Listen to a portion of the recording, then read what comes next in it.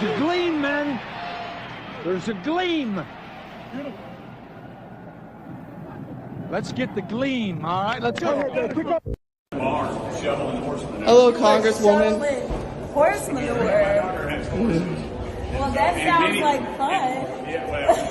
Wait, Congresswoman Crockett. But it sounds... Congresswoman Crockett, you were recently on a Tesla takedown call Yeah, well, calling yeah, for violence on the that's what it is 29th. to be here, right? Would you like to clarify your comments? As you can see. Congresswoman, No, will you it's just- condone violence at the Tesla?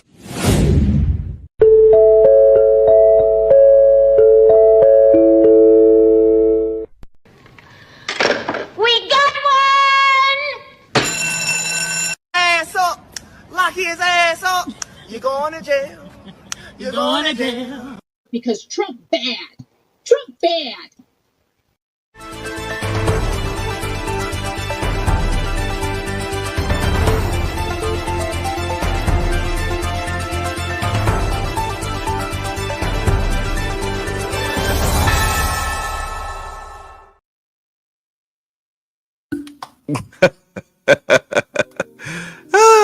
Good morning, good afternoon, good evening, wherever this video finds you. Welcome to Tix.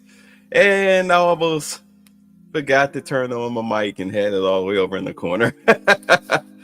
Always the live. So, in case y'all aren't up to speed, Jasmine Crockett is looking to be charged with assault because she apparently, as you saw in the video, she attacked a reporter, attacked his phone or whatnot. The guy said she left scratches on his hand, or he filed a police report.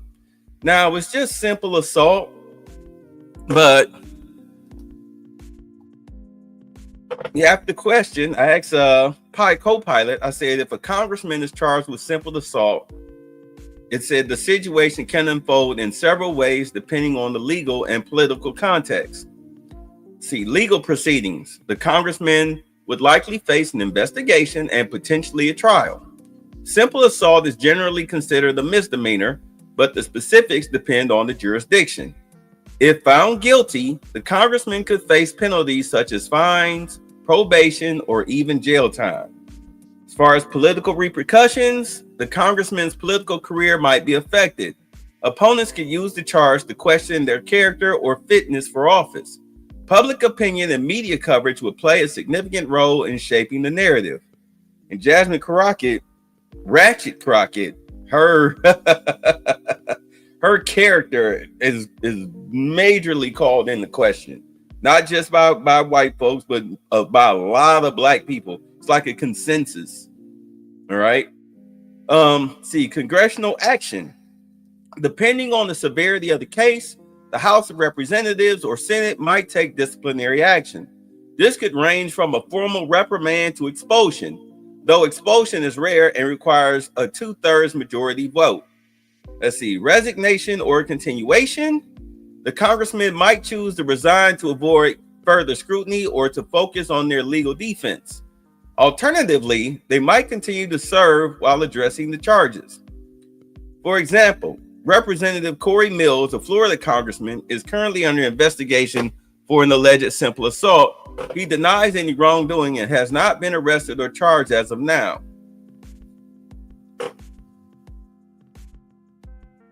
So that's where we sit with that. But I get the feeling that I think they'll probably have a vote. Like this week, it's been a bad week for her leading up to her little birthday, where she was calling on something bad to happen to Elon Musk and Tesla, then had to walk those comments back, especially after Pam Bondi jumped down her throat concerning it. Like, you know, like, hey, you need to tread carefully. Like, we have terrorist acts out here, and you're sitting up here wanting them to, you're saying to your bat crap crazy constituents that nothing would please you more than Elon Musk to be taken down. And then in your home state of Texas, they find 3 bombs at a Tesla dealership. Elon moved Tesla to Texas. Like you're playing with serious fire. Then you called one of the representatives that's in a wheelchair, you call them Hot Wheels. Like, I mean, for a congressman or a congresswoman, whatever you want to go by, that right there, that's very oh my God. That's a disgrace. You're supposed to be better than that, but then again, we're talking about Ratchet Crockett here, and now you have this. Like, it's almost like you're begging Pam Bondi to launch an investigation on you. It's like you're begging for it, but you know what?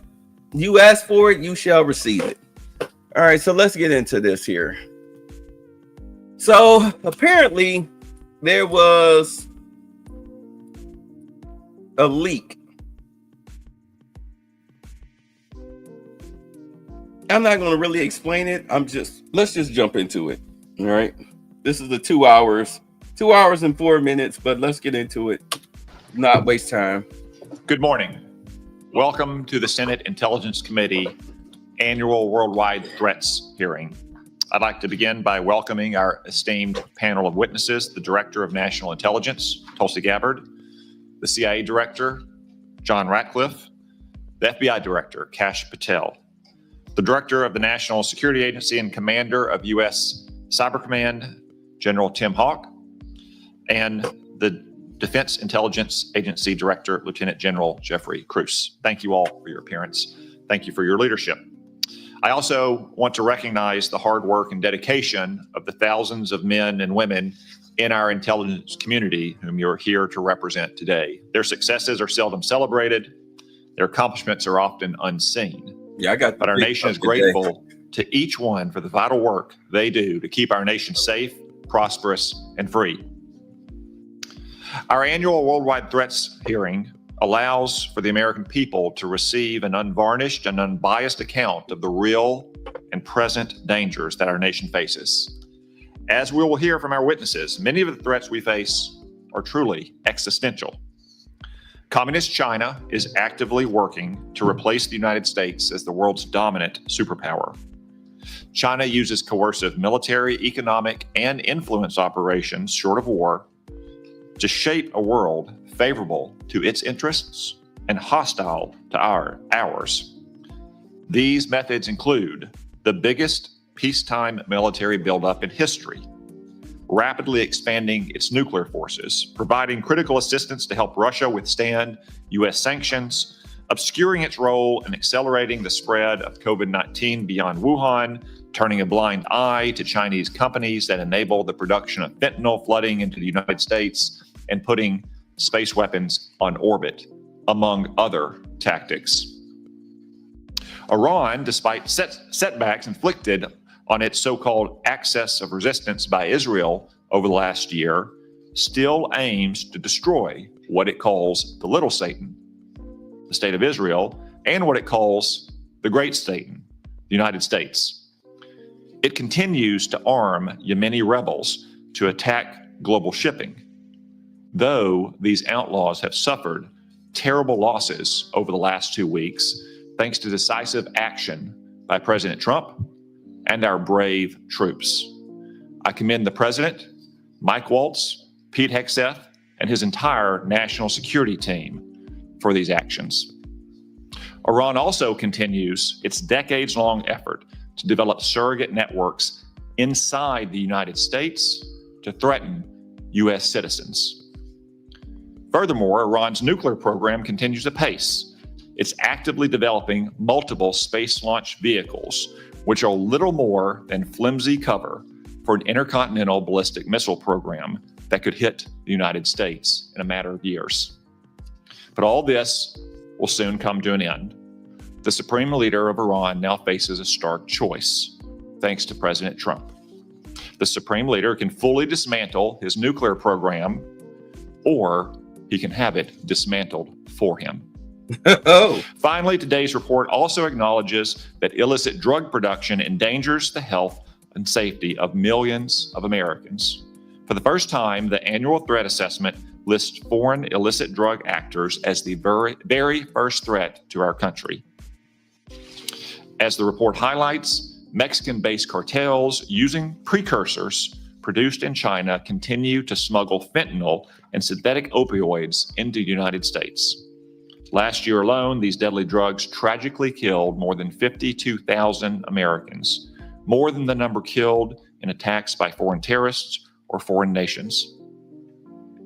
Given these threats, we have to ask, are our intelligence agencies well postured against these threats? I'm afraid the answer is no, at least not yet. As the world became more dangerous in recent years, our intelligence agencies got more politicized, more bureaucratic, and more focused on promulgating opinions rather than gathering facts. As a result of these misplaced priorities, we've been caught off guard and left in the dark too often. I know that all of you agree that the core mission of the intelligence community is to steal our adversaries' secrets and convey them to policymakers to protect the United States. At the same time, it's not the role of intelligence agencies to make policy, to justify presidential action, or to operate like other federal agencies. After years of drift, the intelligence community must recommit to its core mission of collecting clandestine intelligence from adversaries whose main objective is to destroy our nation and our way of life. The reason is not that our intelligence community lacks dedicated patriots who show up to work every day to protect the American people. On the contrary, it has an abundance of them. The reasons are a misuse of resources, bureaucratic bloat, a default to play it safe, and a past administration that prioritized social engineering over espionage. Coupled with recent failures, the finding in today's Worldwide Threat Report should be a wake-up call to all of us to get our house in order. The status quo is proving inadequate to provide the president and Congress with the intelligence needed to protect the American people. As more storms gather, America's intelligence capabilities require urgent reform and revitalization. As the chairman of this committee, I look forward to working with each of you to strengthen America's intelligence edge and refocus our intelligence community on its core mission, stealing secrets. The American people deserve nothing less. We've assembled an impressive team to get this done, and I look forward to hearing your comments. Now I recognize the vice chairman for opening remarks. Well, thank you, Mr. Chairman, and good morning, everybody. I want to thank all the witnesses for being here.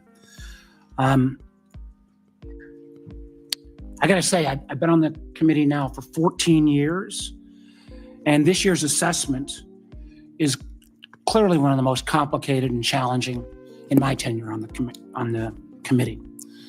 And I want to get into that in a moment, but I want to first of all address the recent story that has broken in the news. Yesterday, we stunningly learned that senior members of this administration, and according to reports, two of our witnesses here today were members of a group chat that discussed highly sensitive and likely classified information that supposedly even included weapons packages, targets, and timing, and included the name of an active CIA agent. Putting aside for a moment that classified information should never be discussed over an unclassified system, it's also just mind-boggling to me It's a major. that all these senior folks were on this line and nobody bothered to even check. Security Hygiene 101. Who are all the names? Who are they? Well, it apparently included a journalist. And no matter how much the Secretary of Defense or others want to disparage him, this journalist had at least the ethics to not report, I think, everything he heard. Question I raise is like, You mean red? Everybody on this committee gets briefed on security protocols. We're told you don't make calls outside of SCIFs of this kind of classified nature. We don't know, and I'm going to ask, obviously. Director Gabbard is the executive in charge of all, keeping our secrets safe. Were these government devices? Were they personal devices? Had the devices been collected to make sure there's no malware? There's plenty of declassified information that shows that our adversaries, China and Russia, are trying to break in to encrypted systems like Signal. I can just say this, if this was the case of a military officer or an intelligence officer and they had this kind of behavior, they would be fired. Can't argue with that. As I think this is one more example of the kind of sloppy, careless, incompetent behavior, particularly towards classified information, that this is not a one-off or a first-time error. Let me take a couple minutes and review some of the other reckless choices that this administration has made regarding our national security. Go on. We all recall, it seems like it wasn't that long ago, but less than 2 months ago. In the first 2 weeks, the administration canceled all U.S. foreign assistance. Now, some may say, how bad can that be? It's foreign assistance.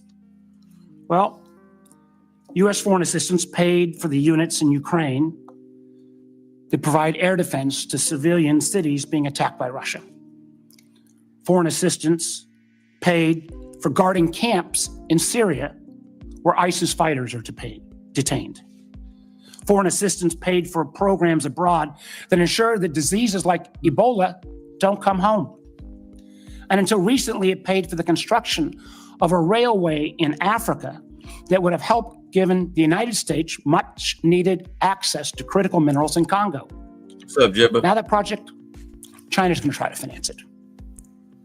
As well, in the first 2 weeks, Dr. Patel, the administration fired several of our most experienced FBI agents, including the head of the Criminal Investigative Division, the head of the Intelligence Division, the head of the Counterterrorism Division, the heads of the New York, Washington, and Miami field office, all individuals who were distinctly and directly responsible for helping to keep America safe.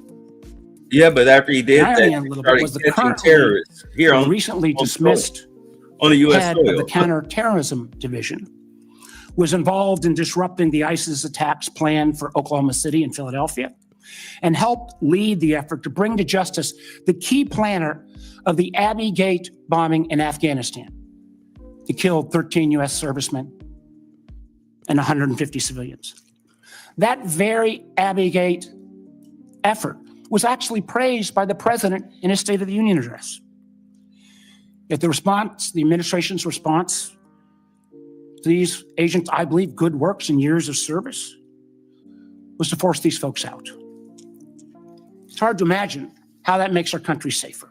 Why don't you ask why? Nor can I understand how Americans are made more secure by firing more than 300 staff at the National Nuclear Security Administration, including those responsible for overseeing the security and safety of the nuclear stockpile. Or by ousting 130 employees at CISA, the agency directly responsible for trying to take on China's Salt Typhoon attack. Again, after Salt Typhoon, I would have thought folks on that group chat might have thought twice. Or how we made safer by sacking 1,000 employees at the CDC and NIH who are actually directly working on trying to keep our country safe from disease. Or by pushing out hundreds of intelligence officers. The amazing thing is that our intelligence officers, they're not interchangeable like a Twitter coder. Like a what? These intelligence officers, our country makes $20,000 to $40,000 of an investment just in getting a security clearance. Literally goes into six figures when you take the training involved. Can anyone tell how firing probationary individuals without any consideration for merit or expertise, right? He's not going to say is an that. efficient use of taxpayer dollars.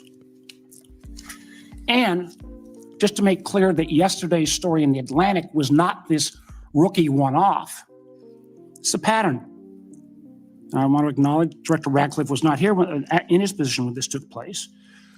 But again, earlier in the administration, when a non-classified network was used, thereby exposing literally hundreds of CIA officers' identities, those folks can't go into the field now. How does that make our government more efficient? You know, again, this pattern of an amazing cavalier attitude towards classified information is reckless, sloppy, and stale. And perhaps what troubles me most is the way the administration has decided that we can take on all of our problems by ourselves without any needs for friends or allies. I agree that we've got to put America's priorities first, but America first cannot mean America alone. The intelligence we gather to keep Americans safe depends on a lot of allies around the world who have access to sources we don't have. That sharing of information saves lives, and it's not hypothetical. We all remember it because it was declassified last year when Austria worked with our community to make sure to expose a plot against Taylor Swift in Vienna. That could have killed literally hundreds of individuals. However, these relationships are not built in stone. They're not dictated by law. Things like the Five Eyes are based on trust, built on decades. But so often that trust is now breaking literally overnight. Yet suddenly, and for no reason that I can understand, the United States is starting to act like our adversaries are our friends. Voting in the UN with Russia, Belarus, and North Korea. It's called stopping the war, stupid. Treating our allies like adversaries, whether it's threats to take over Greenland or over the Panama Canal, destructive trade war with Canada, or literally threatening to kick Canada out of the Five Eyes. I think we see where this guy sits. I feel our credibility is being enormously undermined with our allies, who I believe, and I think most of us on this committee, regardless of party, believes makes our country safer and stronger. But how can our allies ever trust us as the kind of partner we used to be when we, without consultation or notice, for example, stop sharing information to Ukraine in its war for survival against Russia? They or how can our allies not only not trust our government, but potentially not our businesses with such arbitrary political decisions? Let me give you a few examples. You know, as a result of a lot of work from this committee and others in Congress, we made sure America's commercial space industry is second to none. From space to launch to commercial sensing and communications, the United States has taken a record lead. Yet overnight, this administration called into question the reliability of American commercial tech industry when Maxar and other commercial space companies were directed to stop sharing intelligence with Ukraine. I got to tell you, I've been a business guy, I can't say longer than being an elected official, but pretty close. That shockwave across all of commercial space, and frankly, not just commercial space, I've heard it from some of our hyperscalers in the tech community, has sent an enormous chill. Who's going to hire an American commercial space company, government or foreign business, with the ability to have that taken down so arbitrarily? And it's not just in the case of commercial space. We've seen that Canada, Germany, Portugal have all been saying they're rethinking buying F-35s. I've heard from Microsoft and Google directly and Amazon that they're having questions about whether they can still sell their services. We've also seen foreign adversaries and friends take advantage of this rift in our national security areas and our scientists. Germany has already put out ads trying to attract some of our best scientists who've been rifted. And the Chinese intelligence agencies are posting on social media sites in the hopes of luring individuals with that national security clearance who've been pushed out, perhaps arbitrarily, to come into their service. So no, the signal fiasco is not a one-off. It is unfortunately a pattern we're seeing too often repeated. I fear that we feel the erosion of trust from our workplace, from our companies, and from our allies and partners can't be put back in the bottle overnight. Make no mistake, these actions make America less safe. Thank you, Mr. Chairman. He didn't really say anything. Before I turn to the witnesses hearing, I want to welcome everyone in our large audience today. I also want to note that we will not tolerate any disruptions of the witnesses' testimony or senators' questions and the witnesses' answers. You'll note that we have a large contingent of Capitol Police in the room. Any disruptions, either opposed or in favor to the witnesses, will result in prompt removal from the hearing room, and my encouragement to the U.S. Attorney to throw the book at the person disrupting the hearing. No offense, but we all came to hear the witnesses, no one else in the room. Director Gabbard, I understand you'll make a statement for the panel of witnesses. Thank you, Mr. Chairman, Vice Chair, members of the committee. Thanks for the opportunity for us to be here to present you the intelligence community's 2025 annual threat assessment. I'm joined here this morning by my colleagues from the CIA, DIA, FBI, and NSA.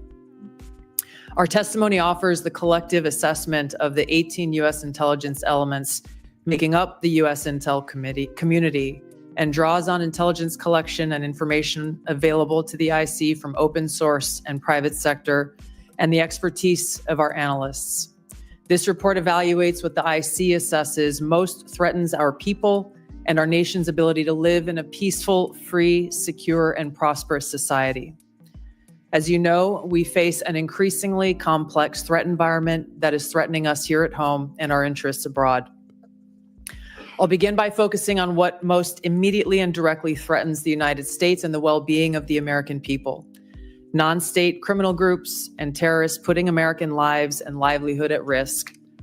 Then I'll focus on the key nation states who have the capability to threaten the interests of the United States. In this complex environment, non-state and state actors are able to exploit or take advantage of the effects of each other's activities. Conventional and asymmetrical capabilities, even the traditionally weakest of actors are able to acquire from available advanced technologies, creates an even more complex and serious threat landscape. First, I'll highlight the threats presented by several non-state actors. Cartels, gangs, and other transnational criminal organizations in our part of the world are engaging in a wide array of illicit activity, from narcotics trafficking to money laundering to smuggling of illegal immigrants and human trafficking, which endanger the health, welfare, and safety of everyday Americans. Based on the latest reporting available for a year-long period ending October 2024, cartels were largely responsible for the deaths of more than 54,000 U.S. citizens from synthetic opioids.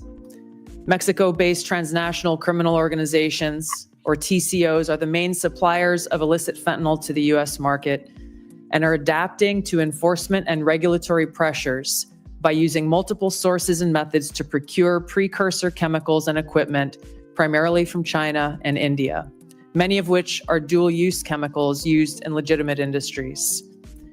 Independent fentanyl producers are also increasingly fragmenting the drug trade in Mexico. The availability of precursor chemicals and ease of making illicit fentanyl have enabled independent actors to increase illicit fentanyl production and smuggling operations in Mexico. Cartels are profiting from human trafficking and have likely facilitated more than 2 million illegal immigrants encountered by law enforcement at the U.S. southwest border in 2024 alone, straining our vital resources and putting the American people at risk. Criminal groups drive much of the unrest and lawlessness in the Western Hemisphere. They also engage in extortion, weapons and human smuggling, and other illicit and dangerous revenue-seeking operations, including kidnappings for ransom, forced labor, and sex trafficking. These and other human traffickers exploit vulnerable individuals and groups by promising well-paying jobs while confiscating their identification documents. They operate in the shadows, exploiting lawlessness in various areas and using coercion and intimidation to control their victims. While these key drivers of migrants are expected to persist, heightened U.S. border security enforcement and deportations under the Trump administration are proving to serve as a deterrent for migrants seeking to illegally cross U.S. borders. U.S. Border Patrol apprehensions along the southwest border in January 2025 dropped 85% from the same period in 2024.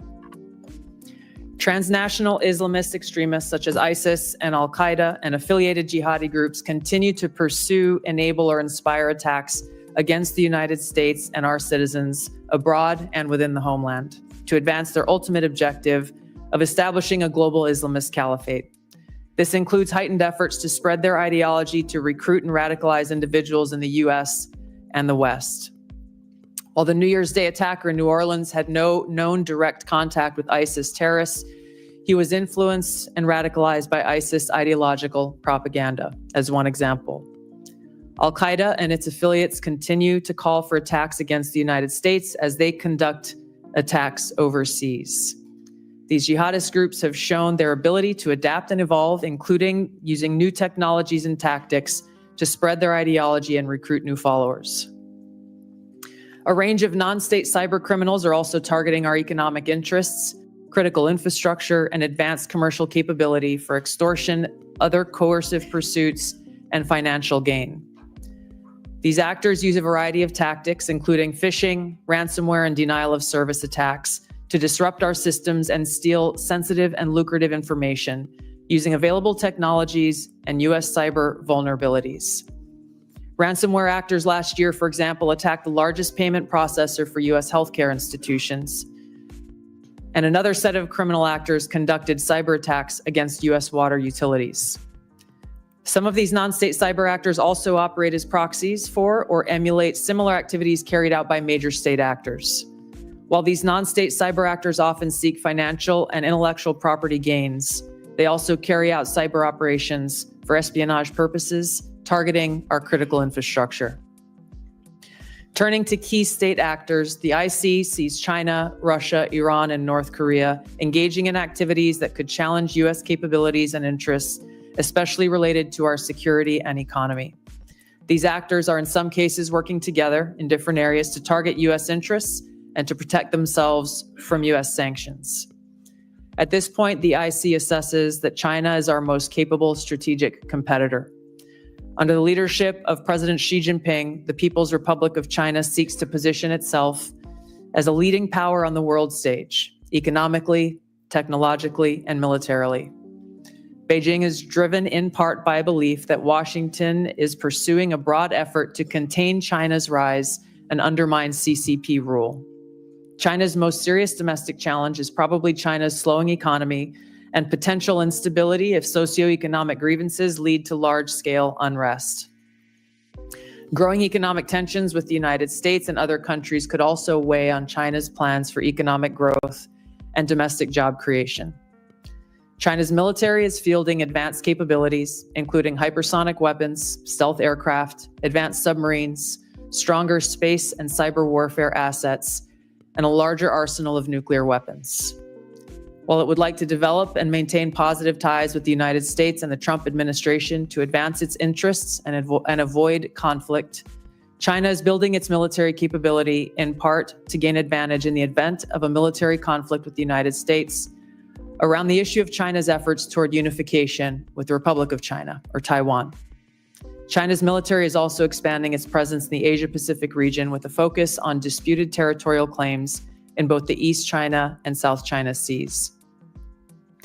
Beijing is advancing its cyber capabilities for sophisticated operations aimed at stealing sensitive U.S. government and private sector information and pre-positioning additional asymmetric attack options that may be deployed in a conflict. China's cyber activities have been linked to multiple high-profile breaches, including last year's massive compromise of U.S. telecom infrastructure, commonly referred to as Salt Typhoon. Beijing currently dominates global markets and strategically important supply chains, for example, with the mining and processing of several critical minerals. In December, China imposed an export ban to the United States on gallium, germanium, and antimony, all of which are important to the production of semiconductors and our defense technologies. This was in direct response to U.S. export controls on chips designed to broadly limit PRC access to advanced chips and chip-making equipment. China also aims to compete in other critical global industries, including AI, legacy semiconductor chip production, biomanufacturing and genetic sequencing, and medical and pharmaceutical supply production.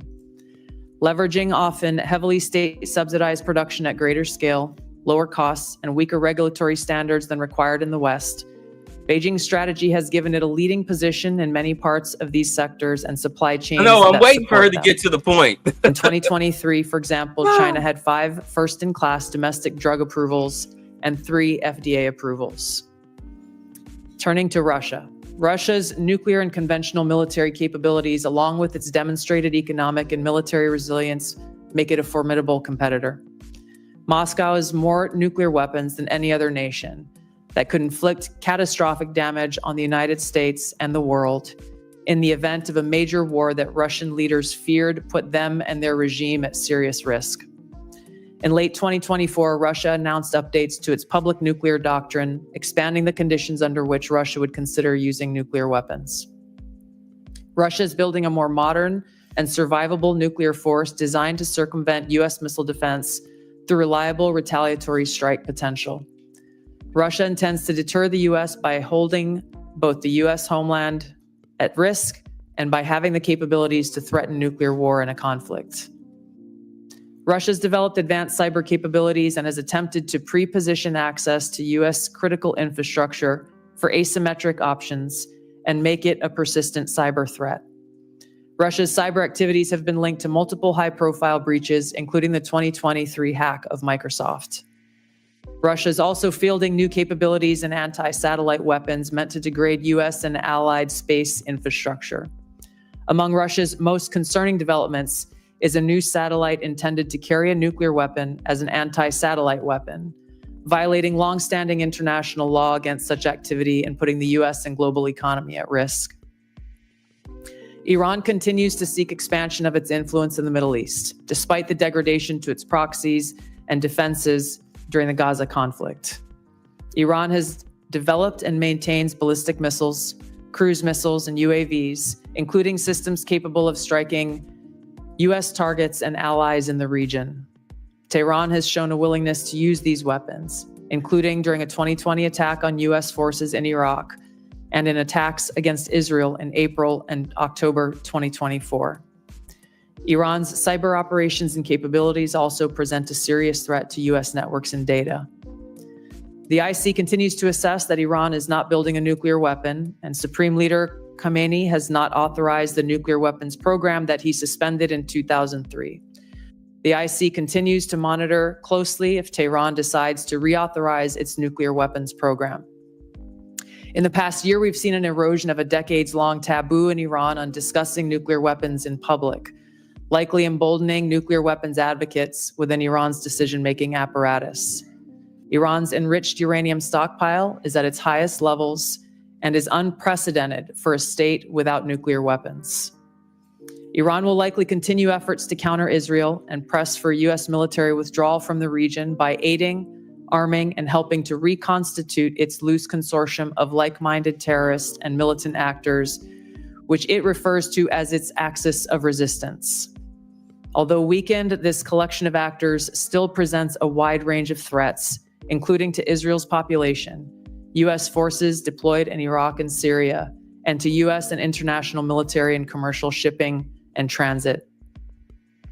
North Korean leader Kim Jong-un is pursuing stronger strategic and conventional capabilities that can target U.S. forces and allies in the region, as well as the U.S. homeland, to bolster North Korea's leverage and stature, defend its regime, and achieve at least tacit recognition as a nuclear weapons power. Kim's recently cemented strategic partnership with Russia supports these goals by providing him greater financial, military, and diplomatic support, reduced reliance on China, and providing North Korean forces and weapons systems authentic warfighting experience. Kim views his strategic weapons advances since 2019, its deepening ties with Russia, and North Korea's economic durability as strengthening his negotiating position against Washington's demands for denuclearization and lessening his need for sanctions relief. North Korea is probably prepared to conduct another nuclear test on short notice and continues to flight test its ICBMs to demonstrate their increasing capabilities as leverage in future negotiations. Since 2022, China, Russia, Iran, and North Korea have grown closer. Removing the accelerant of the war in Ukraine is unlikely to revert these bilateral relationships to a pre-war 2021 baseline, leaving room for new strategic priorities and world events to create new incentives or challenges to their currently high levels of cooperation. Russia has been a catalyst for much of this expanded cooperation, driven heavily by the support it has needed for its war effort against Ukraine, including protection from US and Western sanctions. In addition to its exchange of military and other resource capabilities with North Korea, Russia has relied more heavily on China's financial and defense industry backing, and also has increased combined military exercises with China to signal shared fortitude against the United States and US allies in the Asia-Pacific region. With Iran, Russia has also expanded financial ties to mitigate sanctions. Iran has become a critical military supplier to Russia, especially of UAVs, in exchange for Russian technical support for Iranian weapons, intelligence, and advanced cyber capabilities. In conclusion, the threats that we see to US national security are both complex and multifaceted, and put the lives, safety, and well-being of the American people at serious risk. As the heads of the American people's intelligence community, we will continue to provide the President, Congress, and our warfighters with timely, unbiased, relevant intelligence to keep the United States secure, free, prosperous, and at peace. To the American people specifically, our intelligence community exists to serve you and to ensure your safety, security, and freedom. Thank you. Thank you, Director Gabbard. As I mentioned in my opening remarks, the annual threat assessment for the first time lists cartels and traffickers as the very first threat. Director Patel, I'm pleased to say that the FBI's Little Rock field office has been doing its part in addressing this threat.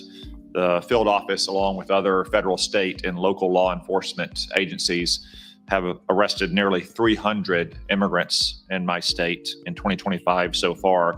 Could you provide some color about the nature of the threat these illegal immigrants have posed, not just to Arkansas, but our nation, perhaps including some of the details of the horrific offenses they've committed against the American people? Thank you, Mr. Chairman. Mr. Vice Chairman. The witness will suspend. Stop funding Israel! Stop funding Israel! Stop funding Israel! Stop funding Israel! So that protester was a code lunatic saying the greatest threat to world peace is funding Israel. I will observe, for the benefit of the audience here on television, that Code Pink is funded by communist China as well, which simply illustrates. Speak up now if you want to be removed as well, whoever's saying that.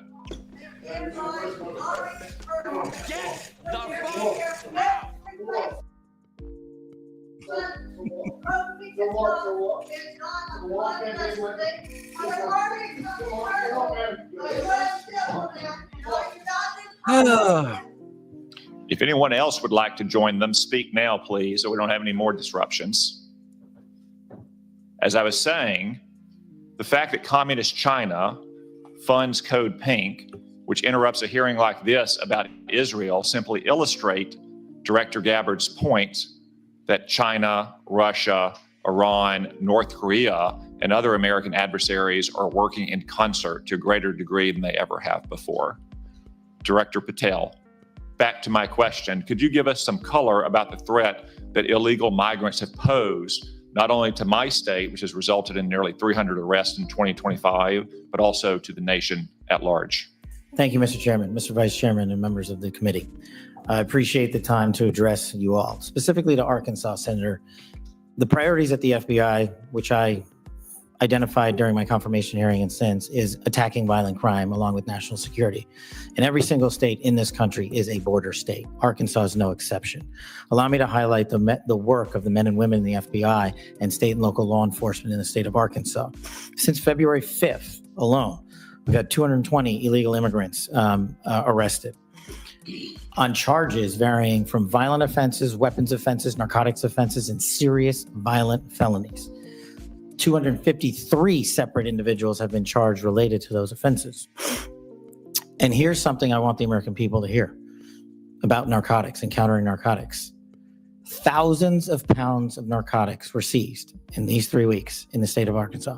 Thousands, worth tens of millions of dollars.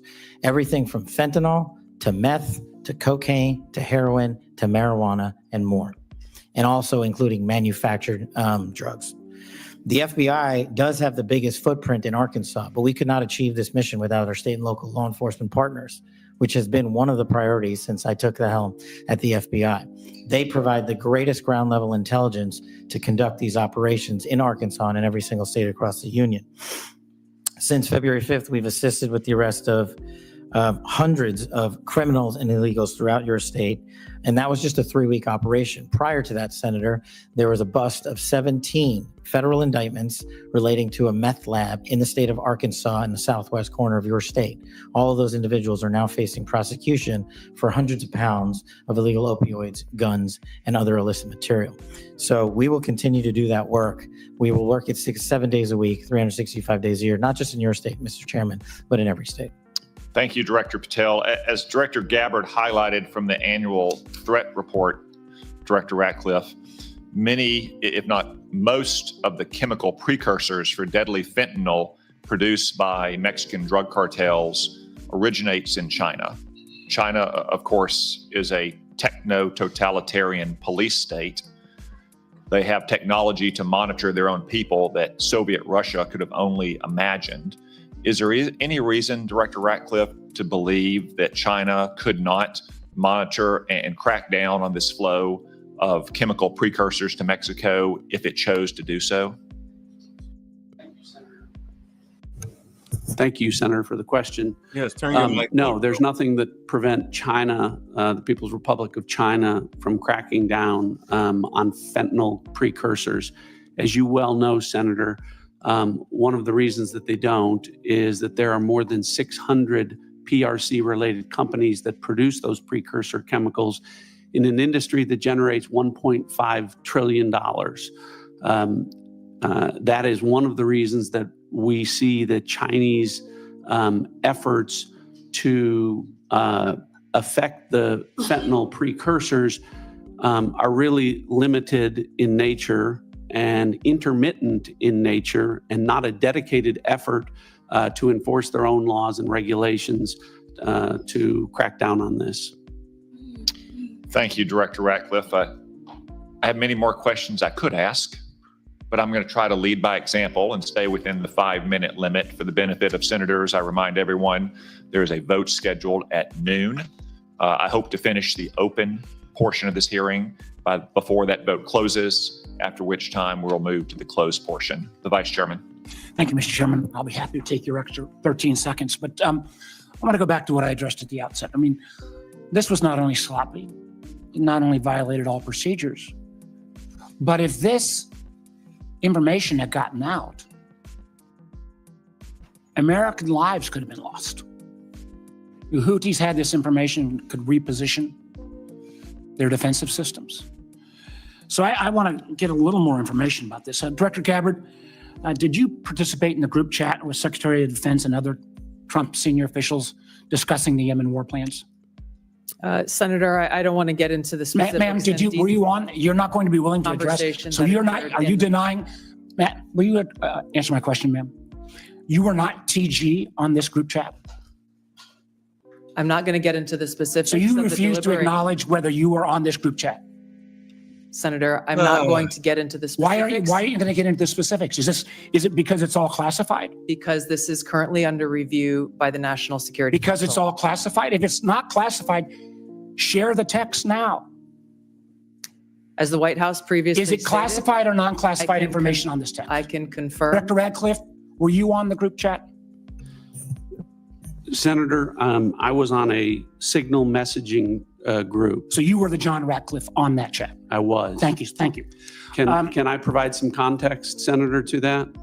Yes, but I've got a series of questions. Well, but I think it's important because at the outset, you made a couple of comments about signal messaging using encrypted apps. So that we're clear, one of the first things that happened when I was confirmed as CIA director was signal was loaded onto my computer at the CIA, as it is for most CIA officers. One of the things that I was briefed on very early, Senator, was by the CIA records management folks about the use of Signal as a permissible work use. It is. That is a practice that preceded the current administration to the Biden administration. Director Ratcliffe, I've got a series of questions. If you're making the statement, making the statement, the Signal is a secure channel. No, can I answer that? It is. I've got a series of end-to-end decryption. So it is. To finish, I understand encryption. It is permissible to use to communicate and coordinate for work purposes, provided, Senator, that any decisions that are made are also recorded through formal channels. Right. So those were procedures that were implemented. My staff implemented those processes, followed those processes, complied with those processes, and finally, just please. So my communications, to be clear, in a Signal message group were entirely permissible and lawful and did not include classified information. Well, we will make that determination, because if it's not classified, share the text with the committee. Let me go on. Director Gabbard, you are the security executive and set access guidelines for classified information. Did you contact the defense secretary or others after this specific military planning was put out and say, hey, we should be doing this in a SCIF? There was no classified material that was shared in that. So then if there was no classified material, share it with the committee. You can't have it both ways. These are important jobs. This is our national security. Bobbing and weaving and trying to, filibuster your answer. So please answer the question. If this was Director Gabbard, if this was a rank and file intelligence officer who did this kind of careless behavior, what would you do with them? Senator, I'll reiterate that there was no classified material that was shared in that. And if there's no classified materials, share. And then if there's no classified materials, then you can't even answer the question whether you're on the chat. This is strangely familiar, and I think my colleagues will remember when you couldn't answer the question, is Edward Snowden a traitor? Man, I have serious doubts about anyway. Director Gabbard, I'm going to give you this. Tweeted just 11 days ago, and I'm quoting you. Any unauthorized release of classified information is a violation of the law and will be treated as such. So if this information is classified, what are you going to do? Senator, 2 points here. First of all, there's a difference between inadvertent release versus careless and sloppy, malicious leaks of classified information. The second point is there was no classified information that was on the information committee should get that information. Director and the Patel, National Security Director Patel, my time's about out, and I'm going to use my 12 seconds at the chairman game. Director Patel, has the FBI launched any investigation of this? Senator, I was just briefed about it late last night, this morning. I don't have an update. I would like to get an answer by the end of the day. Okay. At this point in the ordinary course of affairs, I would recognize Senator Collins. She asked me to express to you that she is under the weather this morning. She regrets her absence, but anticipates submitting written questions to which I would request your prompt replies for the senator. Senator Cornyn. Director Gabbard, I applaud President Trump's efforts to try to bring an end to the war between Russia and Ukraine. I want to read a statement out of the annual threat assessment and just confirm that you agree with this. It says Russia views its ongoing war with Ukraine as a proxy conflict with the West, and its objective to restore Russian strength and security in its near abroad against perceived U.S.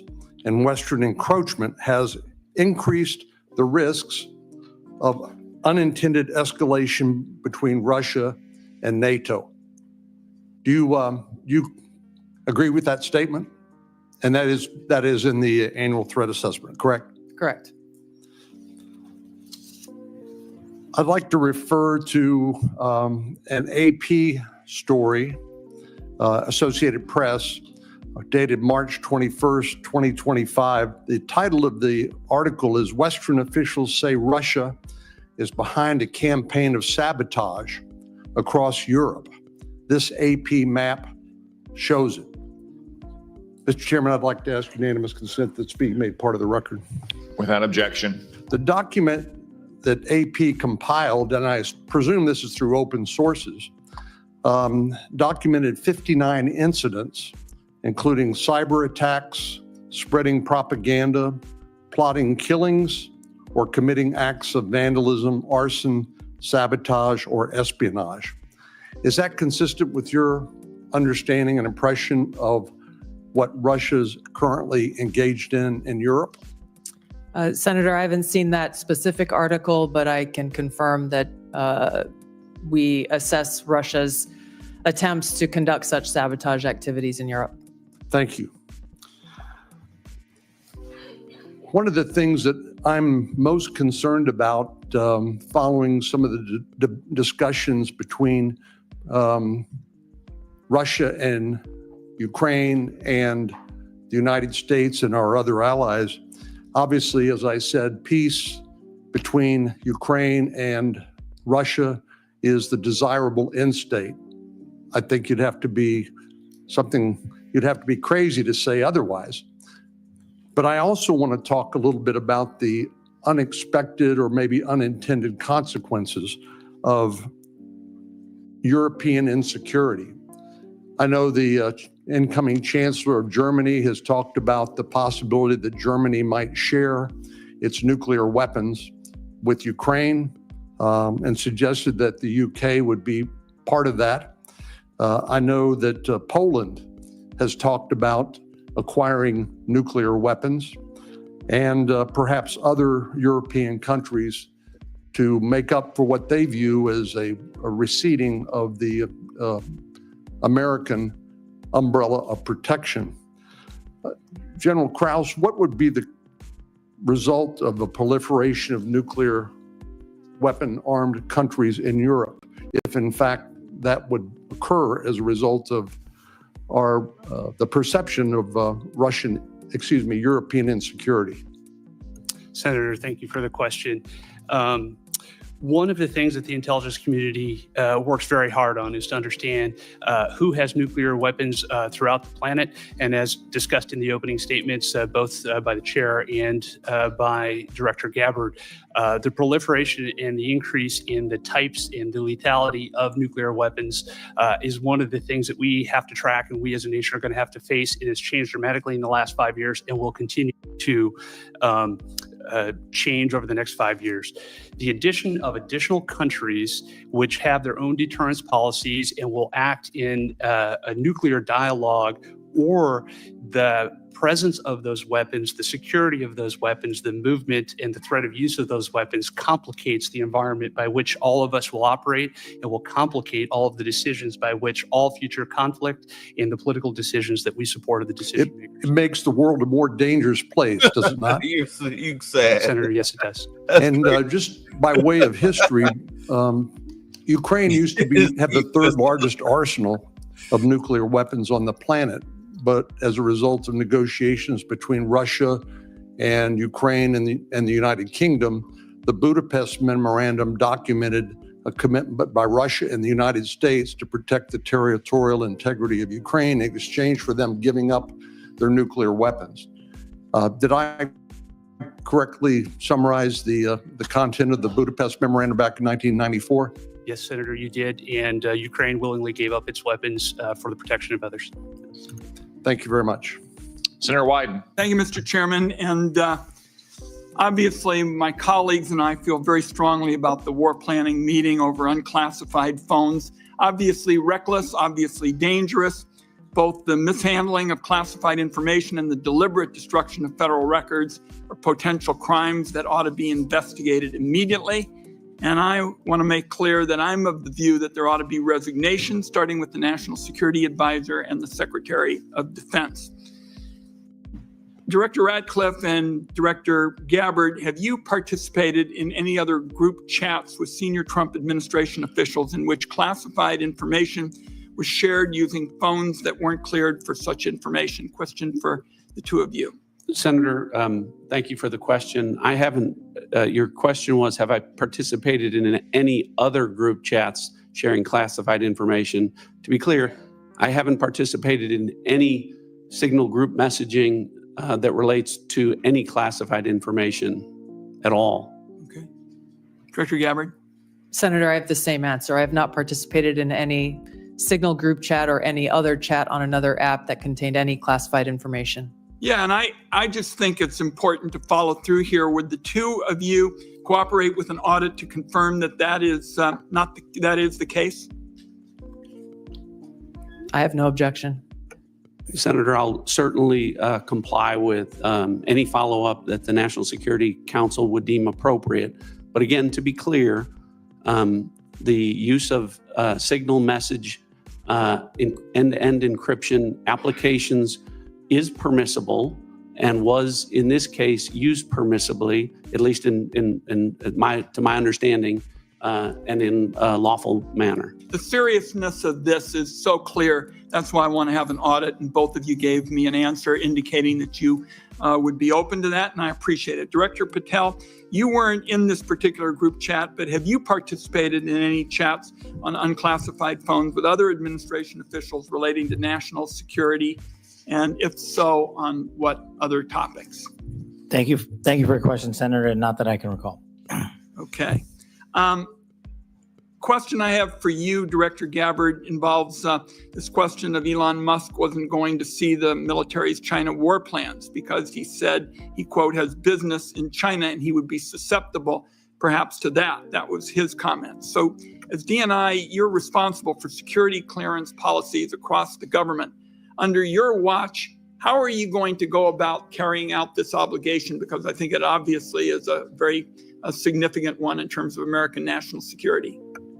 Thank you, Senator. As you know, the Office of the Director of National Intelligence provides oversight over these different 18 intelligence elements. Leaders within those elements are empowered with that responsibility to uphold the trust that the American people have placed in them. In this example that you cited, both Secretary Hegseth as well as President Trump completely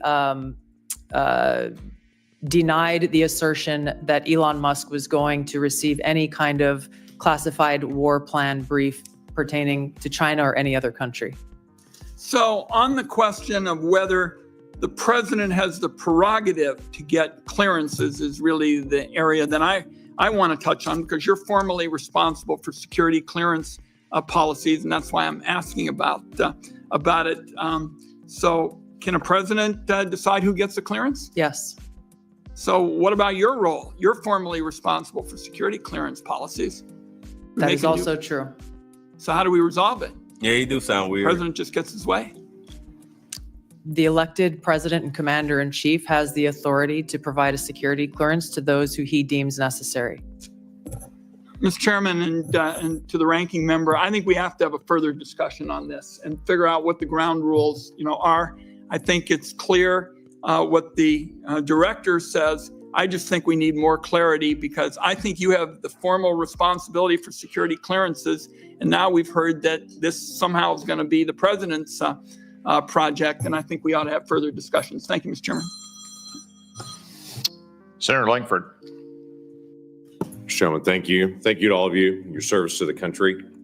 It matters. There are a lot of citizens of our country right now that have much greater security in their life because of the work that you do and the people that are working around you do. So I just want to say I appreciate that. For the folks in Oklahoma, they would definitely want me to be able to say thank you for your service.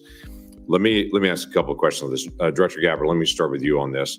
Iran has been listed as one of the top sponsors of terrorism for a very long time.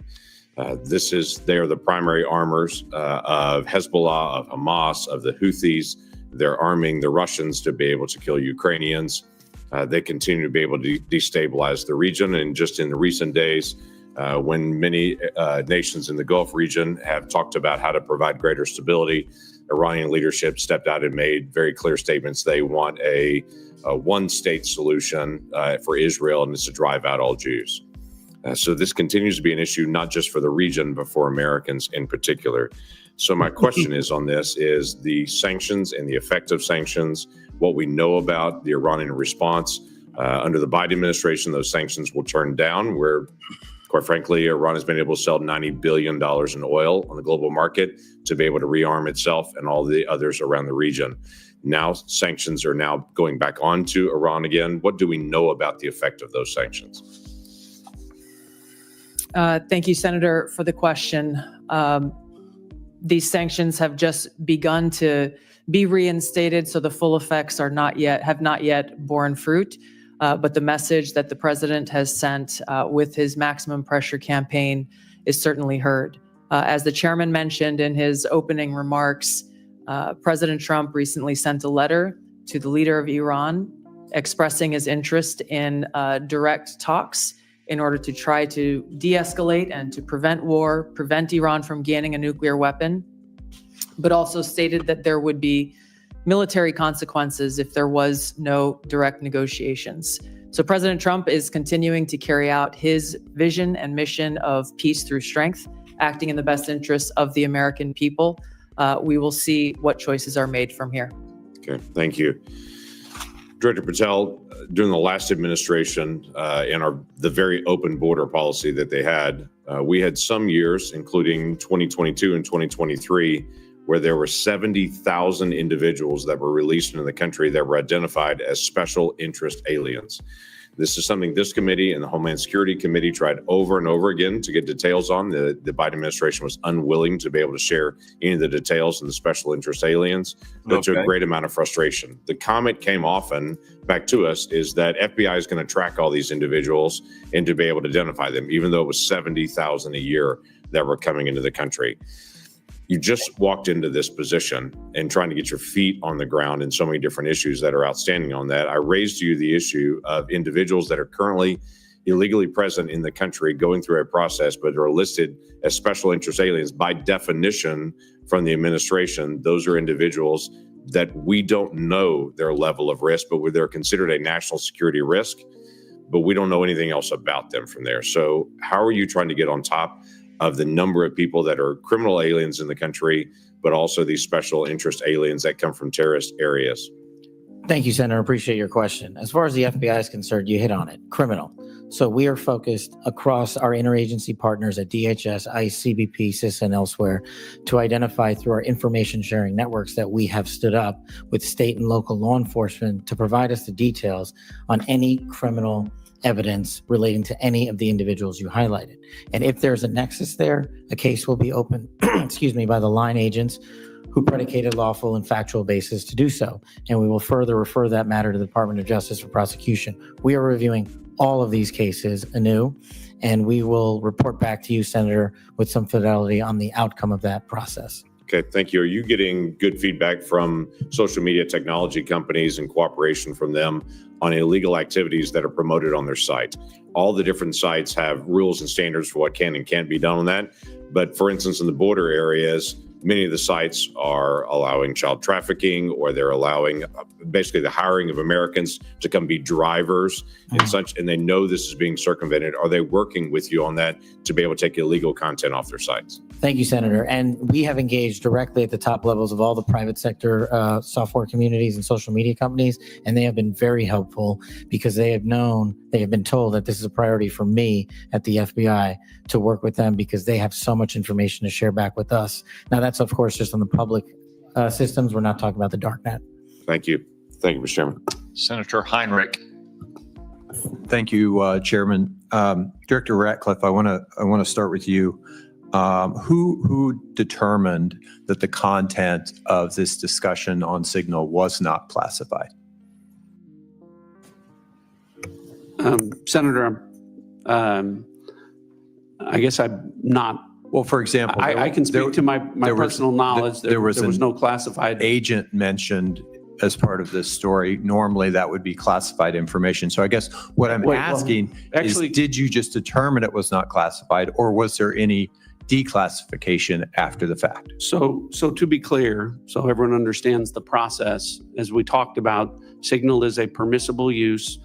I understand has been used that. at the CIA, has been approved by the White House for senior officials. And appropriate for many conversations. And recommended by CISA for high-level officials who would be targeted by foreign adversaries to use end-to-end encrypted apps whenever possible, like Signal. In this case, what the National Security Advisor did was to request through a Signal message that there be coordination. So you mentioned the name of a CIA active officer, correct? So I didn't mention the name. You didn't mention the name. Existence of that. And in the article, the implication was that somehow that was improper. That was not the case. So a CIA officer was not operating undercover. So the request for coordination was for a staff member to coordinate on the high side. So I communicated the name of a CIA officer not operating undercover, completely appropriate, who does openly and routinely coordinate with the White House as a member of my staff. So the intimation there that there was something inappropriate was clearly incorrect. Did it occur to you that given the sensitive nature of this discussion, that it could just move to the high side? So that was clearly, Senator, I think the intent was that this was initially set up by the National Security Advisor with the instruction that send a point of contact, and then you will be provided with information further on the high side for high side communication. So I think clearly it reflects that the National Security Advisor intended this to be, as it should have been, a mechanism for coordinating between senior level officials, but not a substitute for using high side or classified communications for anything that would be classified. And I think that is exactly what did happen. So I'm curious, did this conversation at some point include information on weapons packages, targets, or timing? Not that I'm aware of. Director Gabbard, same question. Same answer, and defer to the Department of Defense on that question. Well, those are two different answers, but you're saying that was not part of the conversation. That's my knowledge. The precise operational issues were not part of this conversation. Correct. Okay. I want to ask you, Director Gabbard. Sounding good, but okay. Something on a very different track here, which is, I very much agree with the conclusion of the ATA that foreign illicit drug actors are a major threat in the United States, and many of you have spoken to this today. Is the IC wrong in its omission of Canada as a source of illicit fentanyl in the ATA? I was surprised, given some of the rhetoric, that there is no mention of Canada in the ATA. Senator, the focus in my opening and the ATA was really to focus on the most extreme threats in that area. And our assessment is that the most extreme threat related to fentanyl continues to come from and through Mexico. So the president has stated that the fentanyl coming through Canada is massive, and actually said it was an unusual and extraordinary threat. And that was the language that was used to justify putting tariffs on Canada. I'm just trying to reconcile those two issues. Is it an unusual and extraordinary threat, or is it a minor threat that doesn't even merit mention in the annual threat assessment? Senator, I don't have the numbers related to Canada in front of me at this time. I'd like to get back to you on the specifics of that answer. It's less than 1% of the fentanyl that we are able to interdict. So what is your point? If you have different information, I would very much welcome that. So what is your point? Senator Budd.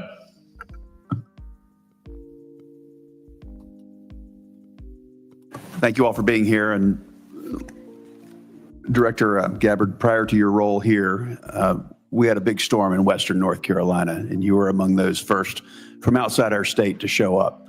So thank you for your work there. Thank you for your ongoing work there and that of your family as well. It was good to see them when out in Western North Carolina last week. So thank you. Director Hawk, so what do we need to do in regards to Volt Typhoon? There's a lot of pre-positioning that went on there. So where are we with that? And what do we need to do in regards to our power companies, whether it's generation or distribution, Duke Energy in my home state, or even the rural electric co-ops? What do we need? What have we learned? And what can I tell them? Senator, 99% of the critical infrastructure in the United States is controlled by private companies. So that really drives us to talk about how do we partner with industry and with the commercial sector, in this case, the power sector. Volt Typhoon began when industry came to the intelligence community and said, we're seeing anomalous activity. Can you help us gain context? And we were able to bring context to that to be able to understand what the threat was and then to ultimately be able to identify who was behind that threat. Since that time, we've continued to work very closely with industry to be able to determine what are the right ways for us to be able to pursue these threats within networks, to enable the interagency, to enable our partners and industry to be able to pursue them. That's the approach we have to take. It is a collaboration between the government and industry to be able to eradicate these threats, and we have continued to pursue them together since our first identification and notification that we did related to this particular threat. Thank you. What have you done on the offensive side here in regards to, I think there were three, Salt Typhoon, Volt Typhoon, and even Flax Typhoon. Maybe there were others, but those are the three that are known. Senator, I've been given really clear guidance in terms of what the Secretary of Defense expects in terms of our aggressive approach to be able to restore deterrence, and I look forward to talking with you about that in a closed hearing. Look forward to that. Directors Gabbard and Ratcliffe and Patel, thank you all again for being here. So as you're all keenly aware, Section 702 of FISA is an extremely useful authority to help keep our nation safe. I also know that we need to rebuild American people's trust and confidence that such authorities are not being misused by the intelligence community to unlawfully target Americans. So since taking over your respective agencies, can you tell me and tell the American people how effective the recent changes have been in protecting privacy and civil liberties of each and every Americans? And then, if you will, comment on how useful the authority is in generating intelligence that actually protects the homeland. We'll start with you, Director Gabbard. Senator, Section 702, which authorizes the foreign collection of non-U.S. persons outside of the United States, continues to be one of our most effective collection tools to ensure our national security. There are a number of reforms that the Senate passed, that Congress passed last year, that have proven to strengthen the protections of Americans' Fourth Amendment rights. In the short time that I've been in the seat, I've seen a few examples of that directly, most recently through the FISA court, calling in an amici to come in and weigh in on a dispute regarding provisions that would further protect Americans' Fourth Amendment rights. I'll be visiting our friends at the NSA next week and doing a quote unquote ride along to observe directly how those reforms that Congress passed are being implemented to protect Americans' civil liberties, and look forward to reporting back after I've had that opportunity. Thank you. Director Patel. Thank you, Senator. With my background in FISA and 702, I just want to clearly delineate between FISA Title 1.3 and 702 collection. We need to both ardently defend its use, but also ardently support reforms that allow the American public to entrust that those charged with those capabilities are not violating the Fourth Amendment or any other violation. Speaking to Title 1, Title 3, when it comes to U.S. persons, I have already included an amendment in terms of FBI language to make sure that when a U.S. person is targeted, that the FBI specifically is responsible for culling through all exculpatory information that is reasonably known and satisfying that burden and stating it in the application. When it comes to 702, Senator, some of the biggest enterprise efforts we have had to thwart national security risk would not have occurred if 702 collection had gone dark. And the FBI continues to use that information to protect the homeland. We've had multiple takedowns in the last 6 months based on 702 and interagency collection processes. But we just need to ensure the American public, and I'm working with my team, that even in the 702 sphere, American citizens' information is protected. Thank you all. I look forward to the discussion in the closed session. Senator King. Thank you, Mr. Chairman. Director Gabbard, I didn't intend to get into the Jeffrey Goldberg story, but something you said has sort of puzzled me. According to open source reporting at 11:44 on the morning of March 15th, Secretary Hegseth put into this group text a detailed operation plan, including targets, the weapons we were going to be using, attack sequences, and timing. And yet you've testified that nothing in that chain was classified. Wouldn't that be classified? What if that had been made public that morning before the attack took place? Well, quick question. Do you think Hegseth, because somebody has to fall on the sword, I think it might be Pete Hegseth. Because so far from what I'm understanding, what I'm hearing, he's the only one that actually posted something that compromised U.S. security. But I digress. Let's continue. Senator, I can attest to the fact that there were no classified or intelligence equities that were included in that chat group at any time. So, and I so the defer, attack sequencing and timing and weapons and targets you don't consider should have been classified? I defer or were to the Secretary of Defense, the National Security Council on that question. Well, you're the head of you're the head of the intelligence community. You're supposed to know about classifications. So your testimony very clearly today is that nothing was in that set of texts that were classified. I'll follow up on Senator Wyden's question. If that's the case, please release that whole text stream so that the public can have a view of what actually transpired on this discussion. It's hard for me to believe that targets and timing and weapons would not have been classified. Well, let me move on. You approved this report, this annual report prepared by the Office of the Director of National Intelligence. Is this submitted to the White House routinely in anticipation of its public release? I don't know what you mean by submitted routinely. Was this report submitted to the White House before its release today? It was submitted to them once it was completed. I think probably around the same time it was sent to all of you. I want to move on. One note that surprised me, I've been on this committee now this is my 13th year. Every single one of these reports that we have had has mentioned global climate change as a significant national security threat, except this one. Has something happened? Has global climate change been solved? Why is that not in this report? And who made the decision that it should not be in the report when it's been in every one of the 11 prior reports? I can't speak to the decisions made previously, but this annual threat assessment has been focused very directly on the threats that we deem most critical to the United States and our national security. Obviously, we're aware of occurrences within the environment and how they may impact operations, but we're focused on the direct threats to Americans' safety, well-being, and security. How about how they will impact mass migration, famine, dislocation, political violence, which is the finding, by the way, of the 2019 annual threat assessment under the first Trump administration. You don't consider that a significant national security threat? For the intelligence community, being aware of the environment that we're operating in is a given. What I focused this annual threat assessment on, and the IC focused this threat assessment on, are the most extreme and critical direct threats to our national security. Let me ask a direct question. Who decided climate change should be left out of this report after it's been in the prior 11? Where was that decision I made? gave direction to our team at ODNI to focus on the most extreme and critical national security threats Your that we direction face. include no comments on climate change?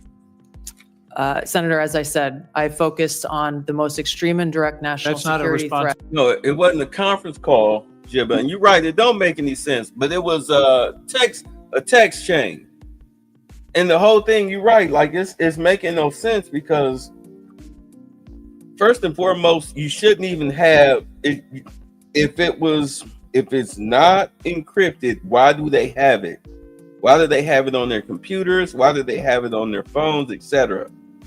The only one that it sounds like that did anything that incriminated, that put the United States at risk as far as a military operation was Pete Hegseth.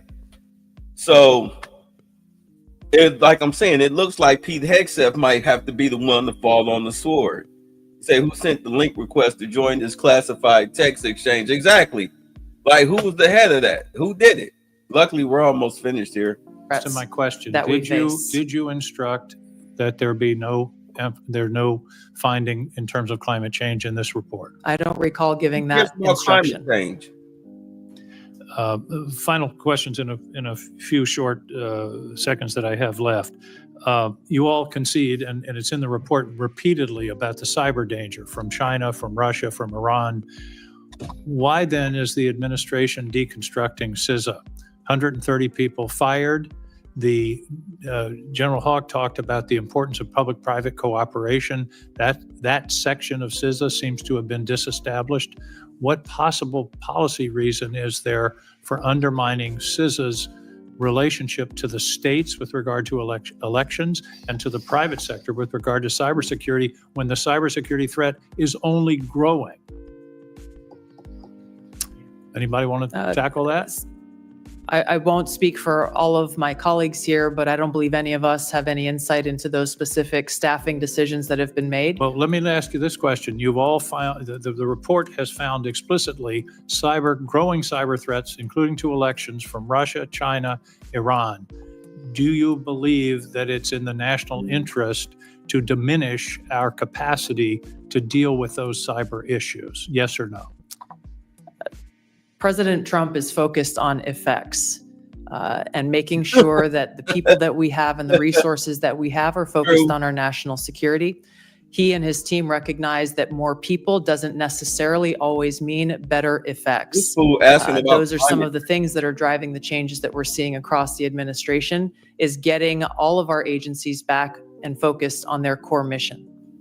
General Hawk, do you agree that... Senator King, your time has expired. Up. Thank you. Senator Rounds. Thank you, Mr. Chairman. First of all, thank you to all of you for your service to our country. With regard to the issues surrounding Signal, I'm going to address it, but I'm going to address it in the closed session so that we can get more in depth into that issue. In the meantime, I want to direct my first question to Director Ratcliffe. As the debate continues in Washington regarding spectrum, what can you share in this unclassified setting regarding the critical nature of spectrum to national security interests generally? They're a good cable company? The question, Senator.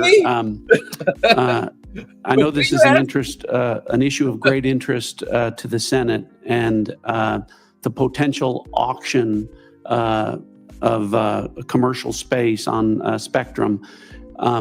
Those, as you correctly point out, the discussions about spectrum, I will start out by saying there are national security implications from such an auction were to take place to both the DoD and the IC.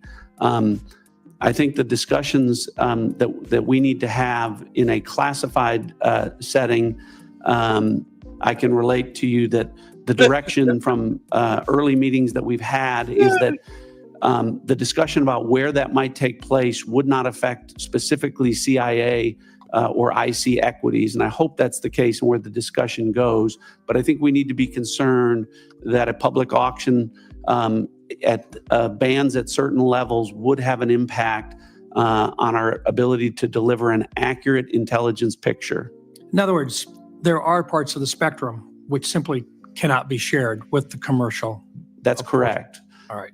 Thank you. And we can talk about the specific reasons about why in a classified setting that would cause a diminishment of our ability to deliver a good threat picture to the commander-in-chief. And in some cases, life or death consequences. Absolutely. Involved. Thank you.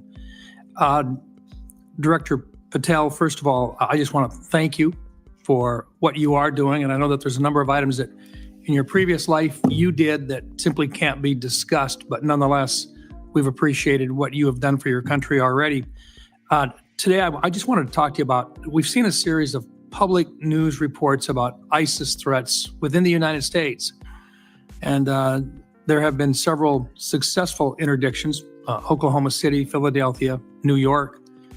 Although the question remains as to the total number of ISIS operatives who were able to breach porous borders in the months and years before policy changes in this January of 2025, to what extent is the FBI tracking operatives who remain in the United States today, and what is the FBI doing to track them down? Thank you, Senator. I appreciate your question and your comments. So the priorities at the FBI since I took over have been violent crime and national security, and this speaks directly to national security. The direction for the FBI is to track down any individuals with any terrorist ties whatsoever, whether it be ISIS or another foreign terrorist organization, and now to include the new designations of the cartels down south and elsewhere. So the FBI is utilizing our Joint Terrorism Task Force, which are situated in all 55 field offices. But the key to success there is our partnership with state and local law enforcement who have the ground level intelligence on some of these operatives. And as you've highlighted, we've already shut down numerous threats, and we've identified publicly where permissible these threats and individuals and where they're coming from. And I think the FBI is doing a very good job right now in collecting this information through our interagency process. And we will continue to thwart every bad actor affiliated with a terrorist organization or otherwise. Thank you. And Director Hawk, first of all, look, you've talked a little bit already about Salt Typhoon, but what I want to really get into is the things that are moving right now that you haven't had a chance to address, and in particular, Cybercom 2.0, and the need to accelerate that particular plan moving forward. Can you talk just briefly? I've got 40 seconds left. Talk to us a little bit about how critical 2.0 is in terms of countering the cyber activity that's going on through nefarious actors. Senator, what we were asked to do by Congress was to look at what's the force generation model for the Department of Defense to be able to generate cyber forces. Based off of that request, I produced the recommendation for the Secretary that outlined 3 critical things, which is really how we manage the talent, how we develop the talent in the department, and also how we equip that talent underpinned by compute and AI. We've brought that plan initially back to Secretary Hegseth. He told us to go faster. We've delivered him that plan. And now, based off of his guidance, we will now begin to move forward with the rest of the department. Thank you. Thank you, Mr. Chairman. Senator Bennett. Thank you, Mr. Chairman. Thank you very much for holding this hearing, and thank you for being here. Mr. Director Ratcliffe, it sounds to me like your testimony today and the Secretary and the DNI's testimony is that there was nothing wrong at all with the signal thread that you were on, that it didn't include any targeting information or battle sequence. That is your testimony. That's your testimony. And I'm a little staggered that is your view, Director Ratcliffe. Does the CIA have any rules about handling of classified information? Yes or no?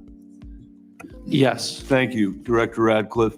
Do you agree, Secretary of Defense Pete Hegseth said this morning when asked by members of the press what had happened, he said this morning in Hawaii that Atlantic Editor-in-Chief Jeff Goldberg is a, quote, deceitful and highly discredited so-called journalist who's made a profession of providing hoaxes time and time again.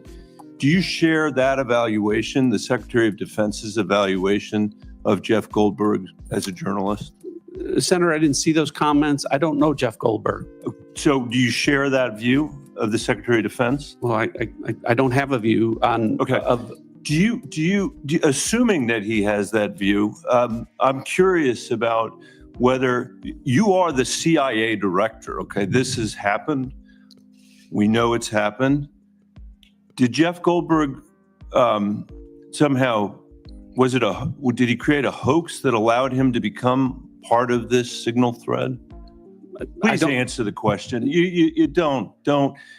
don't insult the intelligence of the American people. Did he invite himself to the signal thread? I don't know how he was invited, but clearly he was added. Clearly it was. Finish your sentence, please. Clearly he was added to the signal group. Your question is, you don't know that the president's national security advisor invited him to join the signal thread? Everybody in America knows that. Does the CIA director not know that?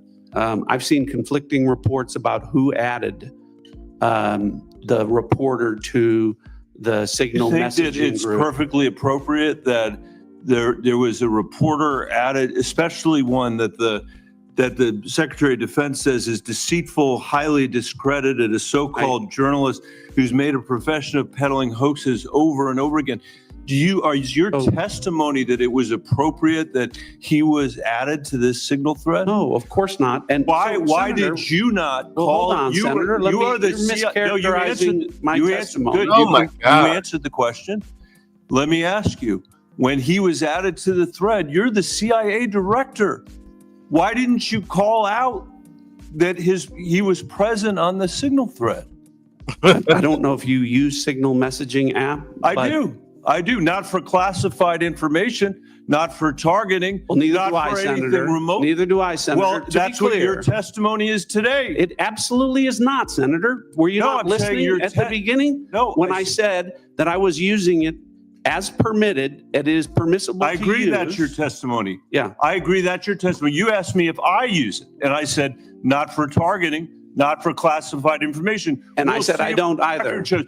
I also know Jeff Goldberg. I don't use it to communicate with him, but you thought it was appropriate. By the way, I think he's one of the more outstanding journalists in America. TikTok But I'm shocked to find him on a thread that he's reading in the parking lot of a grocery store in Washington, D.C. And your testimony as the director of the CIA is that it's totally appropriate. Is it appropriate? That's not what he said. The Director, president. that is not what I.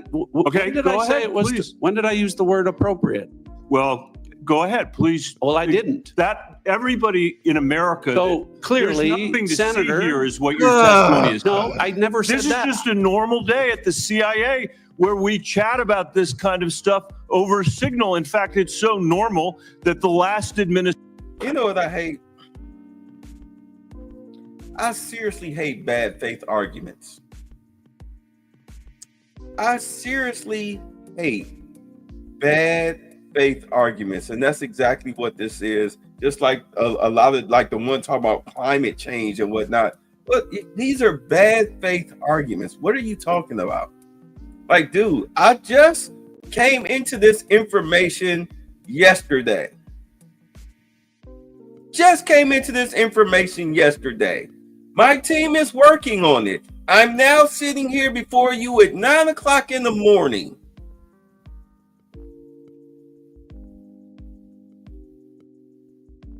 Give me a minute.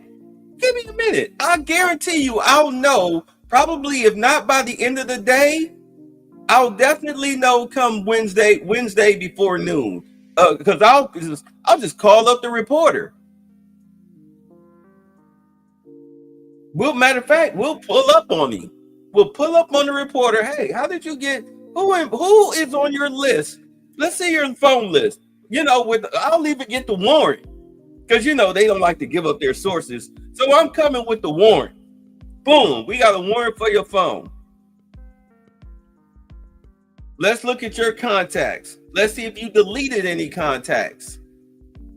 How the hell did you get in this blockchain? Who invited you? We'll find out. And what information did you leak? If there's any information worth leaking, who did you send it to? Let's go. I mean, it's just that simple. This dude is arguing balls and strikes. It's like, dude, I haven't even been up to bat yet. What are you talking about? The game just started. The other team is up to bat. We haven't even started. Administration left it here for us. That's your testimony. today. That's Right. your They just testimony. arguing the argument. That's not Senator. my testimony. That's what you said. I didn't say any of those things that you just related, I Senator. heard you say it. We'll let the American people decide. Let Well, me I ask think you one final point. I'm out of mischaracterized time. it. Well, are you going to give me a chance Is it to- appropriate? Did you know that the president's Middle East advisor was in Moscow on this thread? Up, here we while go to you were Russia, as Russia, Russia director of the thing. CIA participating in this thread? Were you aware of that? Are you aware of that today? I'm not aware of that This today. sloppiness, this incompetence, this disrespect for our intelligence agencies and the personnel who work for them is entirely unacceptable. It's an embarrassment. Senator, you need to do better. No, You we need got, to oh, do better. you need to do Thank you. better. I'm I being think we gouged already know by what the type of senator chairman, he and I is. apologize for going over my time. Senator Young. He want a Thank you all for being here. He's a them senator. I'll be asking some follow-up questions, clarifications about this Signal episode in a closed setting, and try and work with all of you to bring clarity to that situation. It appears to me there's some unanswered questions. It'll take some time, I think, to get there in a more dispassionate setting. Director Gabbard, I'm going to begin today asking you some questions about emerging technology. It's been a real point of emphasis, I know, of our broader national security community for a period of time. We know that PRC is making generational investments in certain emerging tech, AI, biotech, and other areas of technology to reduce their vulnerability against any supply chain disruptions and to lead the world in some areas. As the IC assesses, the PRC is seeking to, quote, become a global S&T superpower, surpass the United States, promote self-reliance, and achieve further economic, political, and military gain. So, Director Gabbard, can you describe the actions China is taking to operationalize that IC assessment in ways that directly target the security and prosperity of everyday Americans? Senator, what we know is that they are trying to use these capabilities as a means to continue to exploit vulnerabilities within our own critical infrastructure and our cyber technology.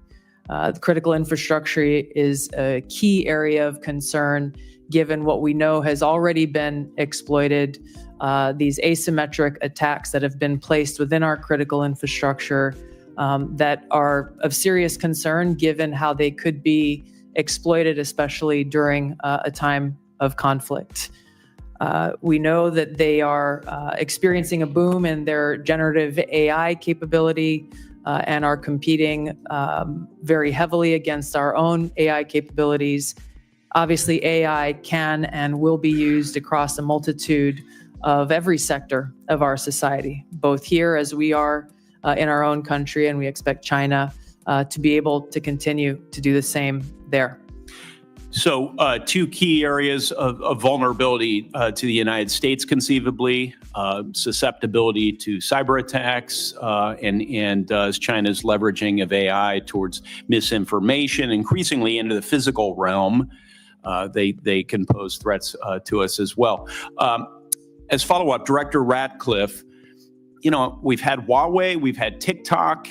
What do you believe will be the next point of technological friction and competition between the U.S. and China? What should members of Congress be looking for?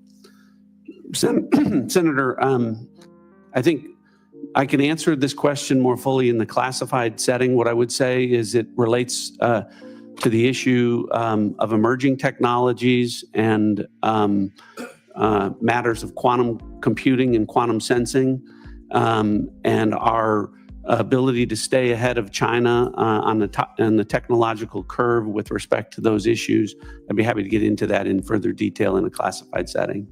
Excellent. We'll dive into that. Director Haw, General, how do you see biotech playing into this broader competition? I think it's an area that, from our perspective, has increasingly been a priority as we want to understand the approach that China's taken, and also to ensure that as we think about the president's priorities in terms of both economic and technology security, we are certainly, as a community, following D&I's guidance, that we are increasingly putting our resources to be able to ensure that we understand where China is investing in those resources and how that will impact our economy and overall the overall health of our national security. Thank you, General. Director Gabbard, not a lot of time left on this end, but I do have a little crypto interest I wanted to communicate to you. What? Can you share with this committee how we're positioned to disrupt foreign cyber efforts to steal cryptocurrency, such as the North Koreans have successfully done? If others would like to pull this thread and weigh in on this question very briefly, that would be great. Senator, we're obviously aware of North Korea's revenue generating by stealing cryptocurrency has had a significant effect on North Korea's capabilities. I defer to our technical experts on the actions that are being taken. Senator, I think this would be a great topic when we go to closed session. It's going to be a busy closed setting. Yes. Director Patel? I agree with the general. In closed session, I can provide some details. It's what you get when you visit with a bunch of spies. All right, Chairman. Senator Kelly. Thank you, Mr. Chairman. I'm going to come back to He the thought he ate with that, topic didn't he? of the day here. He thought he The, ate with that. He thought single he chain, ate with that. as reported by the Atlantic. A bunch of spies. Man, Ms. shut up. Gabbard and Mr. Ratcliffe, you each testified that there was no information operational in nature, no classified information. So I want to ask each of you just a series of, just respond yes or no. Okay. I'll start with Ms. Gabbard. In the signal chain that we have been talking about, was there any mention of a target in Yemen?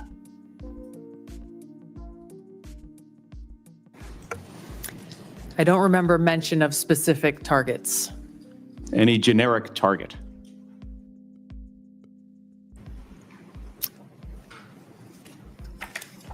I believe there was discussion around targets in general. Here you go. Mr. No Ratcliffe. question. I think that's consistent with my recollection. Again, I don't have access to that. But Was there any mention, Ms. Gabbard, of a weapon or weapons system? I don't recall specific weapons systems being named. I'm not talking about specific, any weapon or weapon system. I don't recall specific names of systems or weapons being used or named within the Well, I'm chat. not asking whether, I don't want you to tell me what the specific weapon was, but any weapon at all. Mr. Ratcliffe, same question. I don't recall. How about anything about timing? Ms. Gabbard. I don't recall specific timing. Was there any I won't mention? get into the detail of the conversation, but obviously there was a significant amount of planning and internal discussions that had occurred prior to and outside of this signal chat. Mr. Ratcliffe, you're nodding your head. Any mention of any military unit whatsoever? Mr. Ratcliffe. Not that I recall. Ms. Gabbard. Not that I recall. Okay, so I understand that DoD policy prohibits discussion of even what is called controlled unclassified information, or CUI, on unsecured devices. Are both of you aware of that DoD policy? I haven't read that policy. Not familiar with the DoD policy, but I would say that the Secretary of Defense is the original classification authority for DoD in deciding what would be classified information. Ms. Gabbard, does the intelligence community have a policy that prohibits discussion of controlled unclassified information? Yes. It does. Okay. Controlled unclassified information, according to DoD, includes information that is information that has not been approved for public release. Would you, of what's been disclosed publicly of the signal chain, would either of you feel that that would be approved for public release? Ms. Gabbard. The discussion that took place in that Signal chat group was a conversation reflecting national security leaders and the vice president around the president's objectives. So yes or no, would you approve that for public release? I don't feel I can answer that question here. Because of the nature of this hearing? Because of the nature of a private discussion that took place between individual leaders in our government. It would make sense that you would not approve it for public release, wouldn't it? There are other factors that would go into that consideration. Mr. Ratcliffe, yes or no? I wouldn't approve the release of classified information. Again, as I've said, I'm not talking about classified information, Mr. Ratcliffe. I'm talking about information that has not been approved for public release. That is information that is considered controlled, unclassified information. The principles that would have been on that would have been individuals capable of approving that for public release. I got 20 seconds. The deliberation as to whether or not we should launch a strike on another country, would you consider that classified information, Ms. Gabbard? Well, the information was not classified. I'm not talking about this. I'm just talking about deliberation from principles as to whether or not we should launch a strike on another country. Would you consider that classified information? I'm not talking about what happened this week. There are other factors that would go into determining that classification. Mr. Ratcliffe, the deliberation between principals in our national security apparatus about whether or not to strike another country, would you consider that to be classified information? Pre-decisional strike deliberation should be conducted through classified channels. Thank you. Thank you, Mr. Chairman.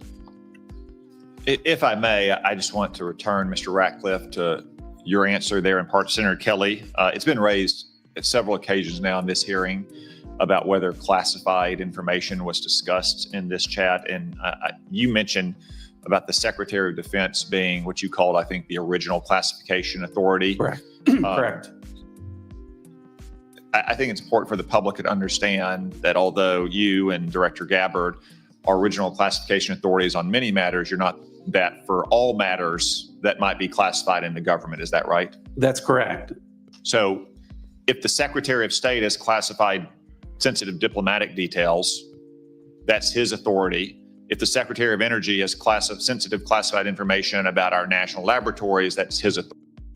And the two of you can't speak to other departments who have their own original classification authority, and which, of course, as Director Gabbard said, ultimately rests with one person, the President of the United States. Is that correct? That's correct. Okay. I just wanted to clarify that. It looks like the Vice Chairman wants to weigh in as well. Just very briefly. Right. I mean, I think it strains the audience. I can't give up this information because, I mean, it involves credibility. If we're talking about information between conversations timing, that are had between packages, us and like the president. that somehow this would be things okay like to that. put out. You're done. Or just, they frankly, can't. senior American officials Can't get around trashing it. Europe. I've been around this for a while. This is not information you generally put out. And the notion there's not even acknowledgement of, hey, gosh, we screwed up, is stunning to me. And the idea somehow, well, none of this was classified, but we can't talk about it here. You can't have it both ways. I think the witness's point is that they can't speak for every official in the government who has original classification authority. Exactly. Chairman, I don't, that's not what I'm not trying to litigate that. Well, then I'm what do you trying to do? litigate on the face unless, as Senator Bennett said, this reporter is somehow making this all up. And I think the White House has acknowledged that the text chain that he submitted was authentic. It strains my mind to think, again, it strains my mind if the shoe had been on the other foot. what my colleagues would be saying about this. And again, we're going to get to the bottom of it. And I appreciate your comments, but you guys have both testified under law. There's nothing classified in that information. There was nothing, in a sense, I've not heard either one of you say, gosh, we screwed up. So we'll find out. This is too important to our national security.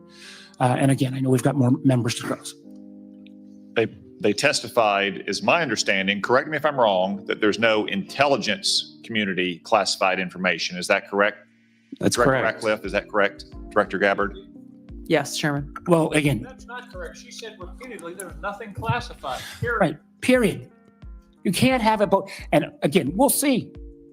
I cannot believe this is not going to come out. And if it's not classified, again, we'd ask you to make it, Catching you. give it to the public today. Lies.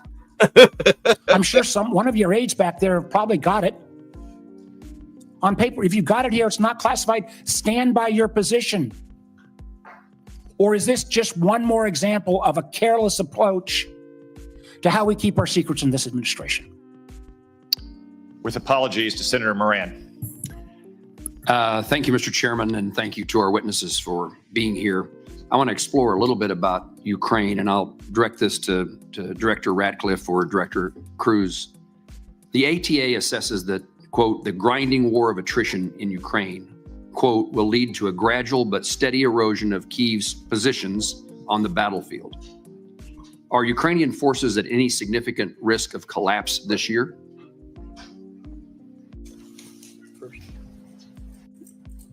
Go ahead. Before I turn it over to Director Ratcliffe, Nobody I think answered both this sides question. are working through the equipment that they need, the industrial base they need to support that, and the personnel that are required to man all of that equipment and man the front lines. And as we see the battle space in the various portions, whether it's in Kursk, whether it's in any of the 4 oblasts, we see areas where Kyiv will struggle to prevent the slow attritional grind. We do not see an imminent collapse in any of the line of control battle spaces at this point. And then vice versa. That answers my question, unless you want to add something, Director. Whatever advantages in manpower and material they have, can Russia maintain its operational tempo without significant changes to how it's conducting the war? I think our assessment from a military perspective is that Russia has the ability to sustain its campaign longer than Kyiv would. Now, when that timeline hits, we do not have an assessment of, but I believe that if this were to go on for more than the remainder of this year, both sides would have a significant challenge maintaining their defense industrial base as well as their operational ops tempo. Longer than this year? That is correct, and they will each have difficulty at various points throughout the spring, summer, and fall as well. Thank you. Director Ratcliffe, Right, ATA Russia says just- continuing the Russia-Ukraine war. What he's not saying is that Russia will just, instead of running through men, because they've started talking to the Taliban. All right, they've started talking to the Taliban because they need ground forces. But it'll come to a point where Russia will be like, screw the ground forces, we'll just start launching missiles. They already started doing that. But I mean, as much as they don't want to, but you're right now, Zelensky is pushing them to that point. And once they start doing that, you can kiss Kiev and all of these cities where all of these rich Ukrainians, where they feel safe from the war, you can start kissing those areas goodbye. It'll be a full-on assault. It'll be over. He would wind up taking out the people and then taking over the land, but you don't want it to get there. You know, this is why, like Lewis said, it's the over-under. He took the under of 3 months that Zelensky will still be in power. And with what he pulled yesterday, not wanting to sign the peace deal, it's at a point where between Putin and Trump, where they're like, they just toss their hands up and like, you know what? We just have to remove this guy. Like, if he wants to keep playing this yo-yo game with us, we're not going to keep playing this game with him. We'll just remove him and put our own person in place. A quote unquote free election where both candidates are working for both sides, And it's like whoever can give the best speeches wins. But either way, you're going to take care of us and you're going to take care of Russia, and the UK gets what it gets. We'll see how it plays out, though. Perpetuates strategic risks to the United States of unintended escalation to large-scale war and heightened insecurity among NATO allies. What are the strategic risks to the United States if Russia were to achieve its maximalist objectives via peace agreement? Achieve via peace agreement? Yes. Well, I think that clearly the negotiations that are going on reflect that President Trump is seeking a cessation of the war on terms that will end the war permanently. From an intelligence community standpoint, and specifically with regard to CIA assets, we've taken steps to support that, the president's goal of an enduring peace. To General Cruz's comments, I agree with his assessment and generally the public assessment that Russia has the battlefield advantage, is grinding forward slowly. I want to comment on that, however, to say that with regard to the Ukrainian resistance, the Ukrainian people and the Ukrainian military have been underestimated for a period of several years now. And ultimately, I'm convinced from my reflections in observing from an intelligence standpoint that they will fight with their bare hands if they have to, if they don't have terms that are acceptable to an enduring peace. Obviously, to the point of maximalist goals, President Trump has communicated that he is aware of the dangers of that, of Russia getting what they want. And I think that the peace talks that are taking place would reflect, if successful, and they are making progress, that both sides would not get everything that they want and no one's maximalist goals would be achieved. Thank you both. In the short time I have, I'm going to skip a question and ask that I intended to ask, but ask the director of the FBI. Director, I chair the subcommittee that appropriates money for the Department of Justice, including the FBI. It has been our practice that the FBI director, as well as the Attorney General, appear before our committee each year. And I want to make certain that you do not foresee any challenges that I will have in your presence when you come to speak when we invite you to come speak about your budget. I think when we visited in the office, you made yourself often available, pleased to talk to Congress. We're getting ready for the appropriations process to begin. The budget that the president intends to submit is seemingly months away, weeks away, long weeks away.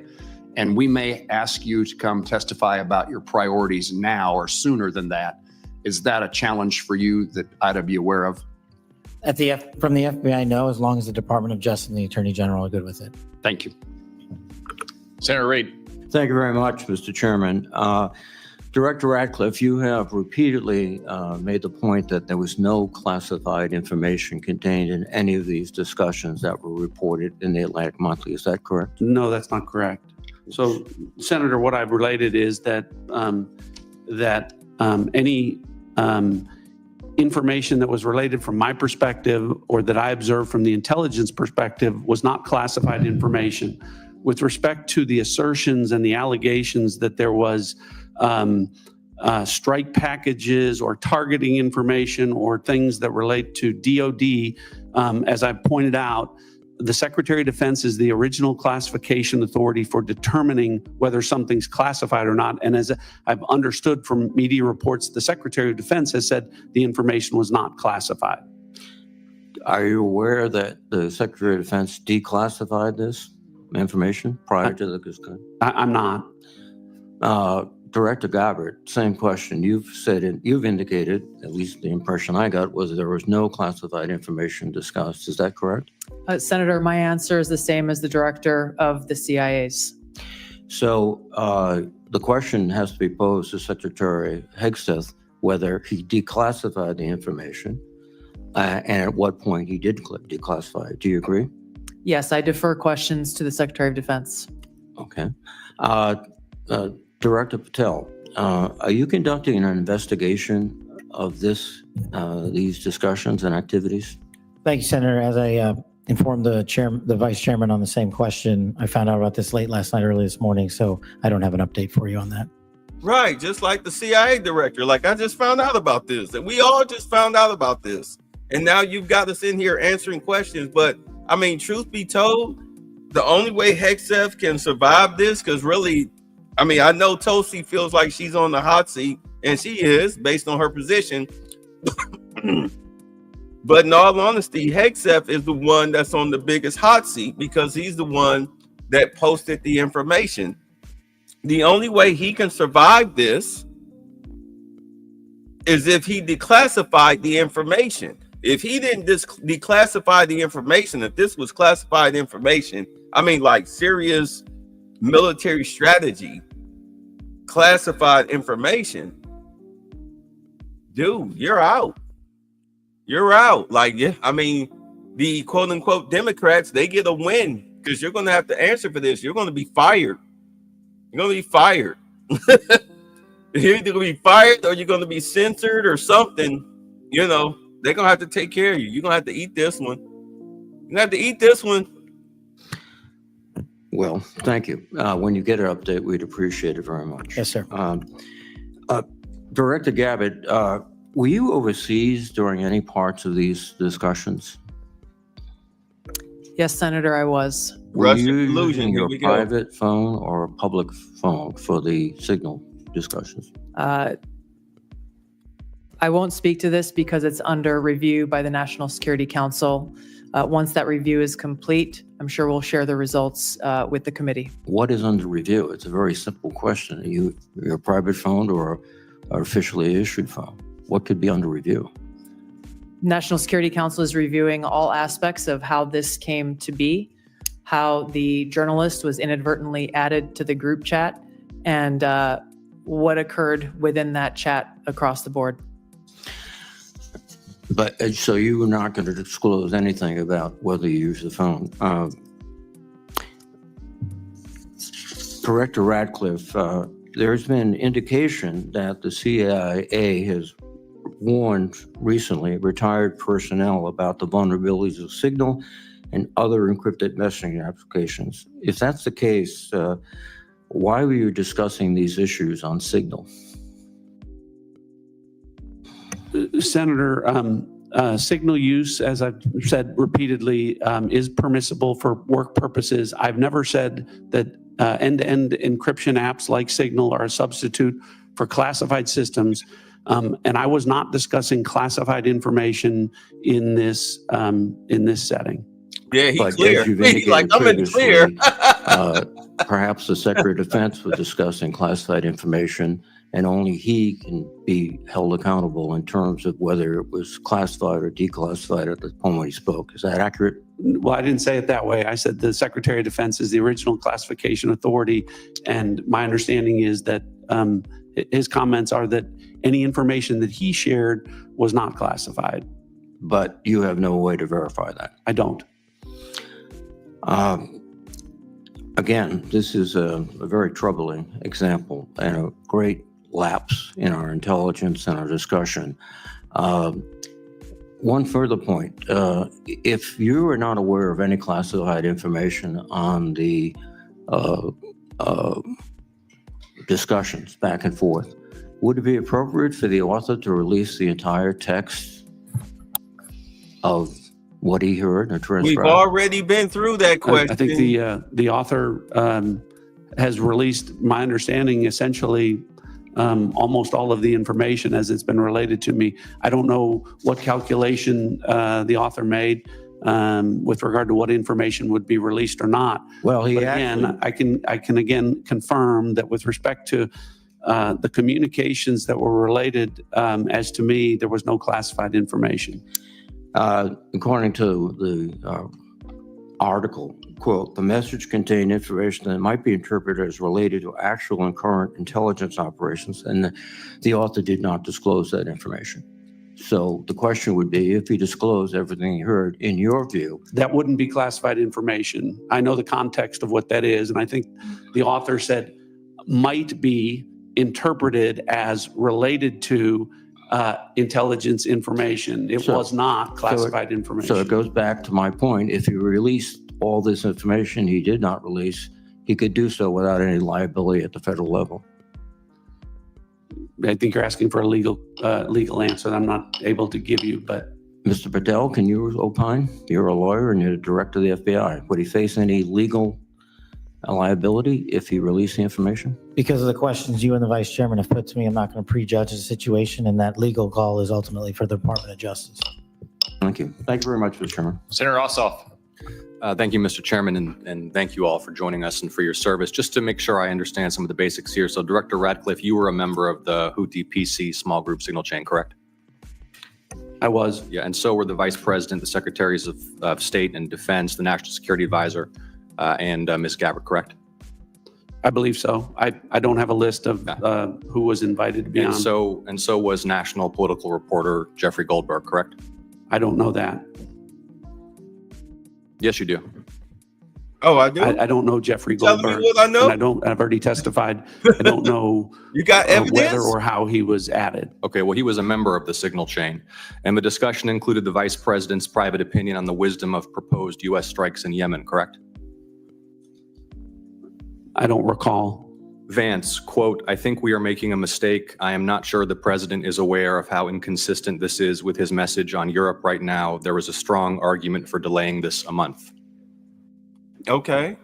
You don't recall? Okay. As you You don't recall seeing that? read that, I don't. It included the private opinions of the Secretary of Defense on the timing of strikes in Yemen, correct? I don't recall. Director Ratcliffe, surely you prepared for this hearing today. You are part of a group of principals, senior echelons of the U.S. government, in now a widely publicized breach of sensitive information. You don't recall whether the Vice President opined on the wisdom of the strikes? That's your testimony today under oath? In that setting, I don't recall.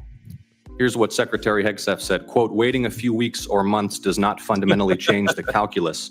Two immediate risks on waiting. One, this leaks and we look indecisive. Two, Israel takes an action first or Gaza ceasefire falls apart and we don't get to start this on our own terms. Your testimony is you don't recall the Secretary of Defense sending that message or reading it? I recall there being an exchange. I don't He going recall with the the little specifics Wayne as you're reading it. Well, let's put it this way, Director Ratcliffe, a discussion by senior U.S. officials on the timing and risks of a proposed military campaign and disagreements between the president and the vice president about U.S. plans and intentions would be of obvious interest to foreign intelligence services, would it not? Yes. And they were discussing the timing of sending U.S. air crews into enemy airspace where they faced an air defense threat, correct? I'm going to, Senator, defer to the other principles that you're referring Director to Ratcliffe. about what the meaning and the context of They're what they talking were about on. the timing of U.S. airstrikes, correct? Yes. Yes, and therefore the timing of sending U.S. air crews into hostile airspace, correct? Yes. And therefore the time period during which enemy air defenses could target U.S. air crews flying in enemy airspace, correct? I don't know that. You do know that. Let me ask this question, General Hawk. You lead America's signals intelligence collection. Would the private deliberation of foreign senior officials about the wisdom and timing of potential military action be a collection priority for you and the U.S. intelligence community? Senator, it's our job to do indications and warning for both the plans and intentions of adversary leaders and for military commanders. And would not information about the timing of airstrikes allow a military to pre-position or cue air defense systems to shoot down enemy aircraft? I think, Senator, from our perspective, any advance warning is something that we certainly are trying to protect. Yeah. Director Ratcliffe, this was a huge mistake, correct? No. No? A No. national Hold political. on. No, you Let me hold answer. on. No, No. Director Answer. Ratcliffe. Reason I I asked say you a yes or no. no question. Now you hold on. A national political reporter You can was made characterize it how privy you want. was made privy The White to House has sensitive made information clear about that there imminent was an military inadvertent operations against a mistake, foreign terrorist an inadvertent organization. mistake of adding a reporter. And that wasn't a huge to a mistake. seal. That wasn't a huge mistake. Well, I think they characterized This is it an as a mistake. embarrassment. This is utterly unprofessional. There's been no apology. There has been no recognition of the gravity of this error. And by the way, we will get the full transcript of this chain, and your testimony will be measured carefully against its content. Thank you, Mr. Chairman. I thank the witnesses again for their appearance today. I sense the vice chairman has something to add. I do. So I will recognize him briefly. Well, again, I thank the witnesses. But what you're saying doesn't make sense on the face of it. Everybody knows, at least Director Ratcliffe, you had the courtesy of acknowledging you were on the chain. Director Gabbard wouldn't even touch that, even though we've got our initials. And if you want a comparison, think back to the beginning of the Ukraine war, when the United States, in concert with our then ally, the United Kingdom, declassified a lot of Putin's battle plans that allowed the Ukrainians to push back successfully on the Russian invasion. How was that? That was gone through a real process of declassification.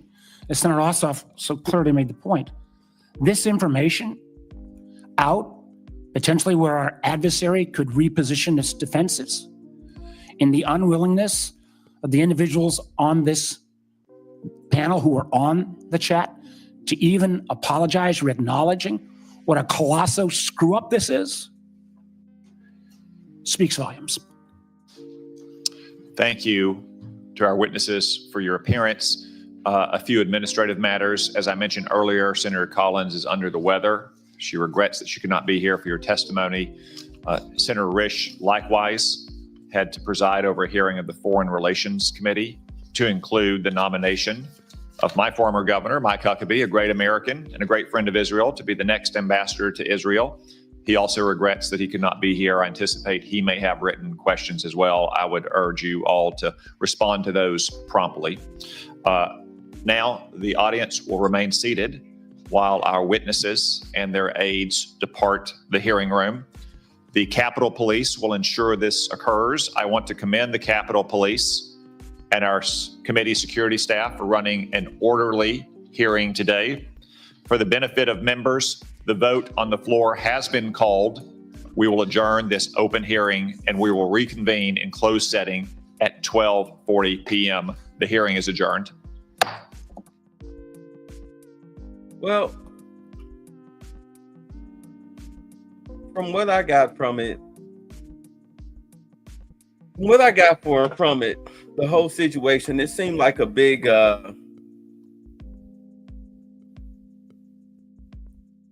rush to a nothing burger, because Kash Patel wasn't ready. The CIA director wasn't ready. Tulsi Gabbard, of course, was not going to answer any questions because it's still under investigation, which is smart. Let the process play out, and then once it plays out, then you let the chips fall where it may. So I give her credit for that. A lot of these guys, they had garbage questions. Only 3 of them really asked any real questions that were worth it. Like, hey, well, what was in there? How did the reporter get on there? Like, you just have to start serving warrants. That's the only way you're going to find out. But in all honesty, you need to kill that app for anybody with any type of security clearance in government, because it's not an encrypted app like that. Get rid of it. Get rid of it. Come up with your own app. You have all of these people working in the NSA or whatnot, all of these tech nerds and everything. You need to create your own encrypted app if you're going to do that. Even though you probably already have one, use it. Use it. But this is, people who are fresh, they're new in government. They're not thinking straight. They're just, Similac on their breath, wet behind the ears, and they screwed up. Let's just be honest. But Pete Hegseth looked like he's the one that might actually be the one that's going to take the fall for all of this. I know that was so boring. Trust me, it was boring, but at least we know what's going on to a degree, which was nothing. But it's the only way you're going to find out. We'll see where it falls, right? We'll see where it falls. At least we heard it. At least we heard it. All right, I'll catch y'all tomorrow. Okay, I believe that is an L. It is, in fact, an L. You believe 6 hours ago I couldn't even read a stop sign? All right, test me again. I want to go smaller. Smaller. All right. Great work, Rob. Great work. See if you can read this.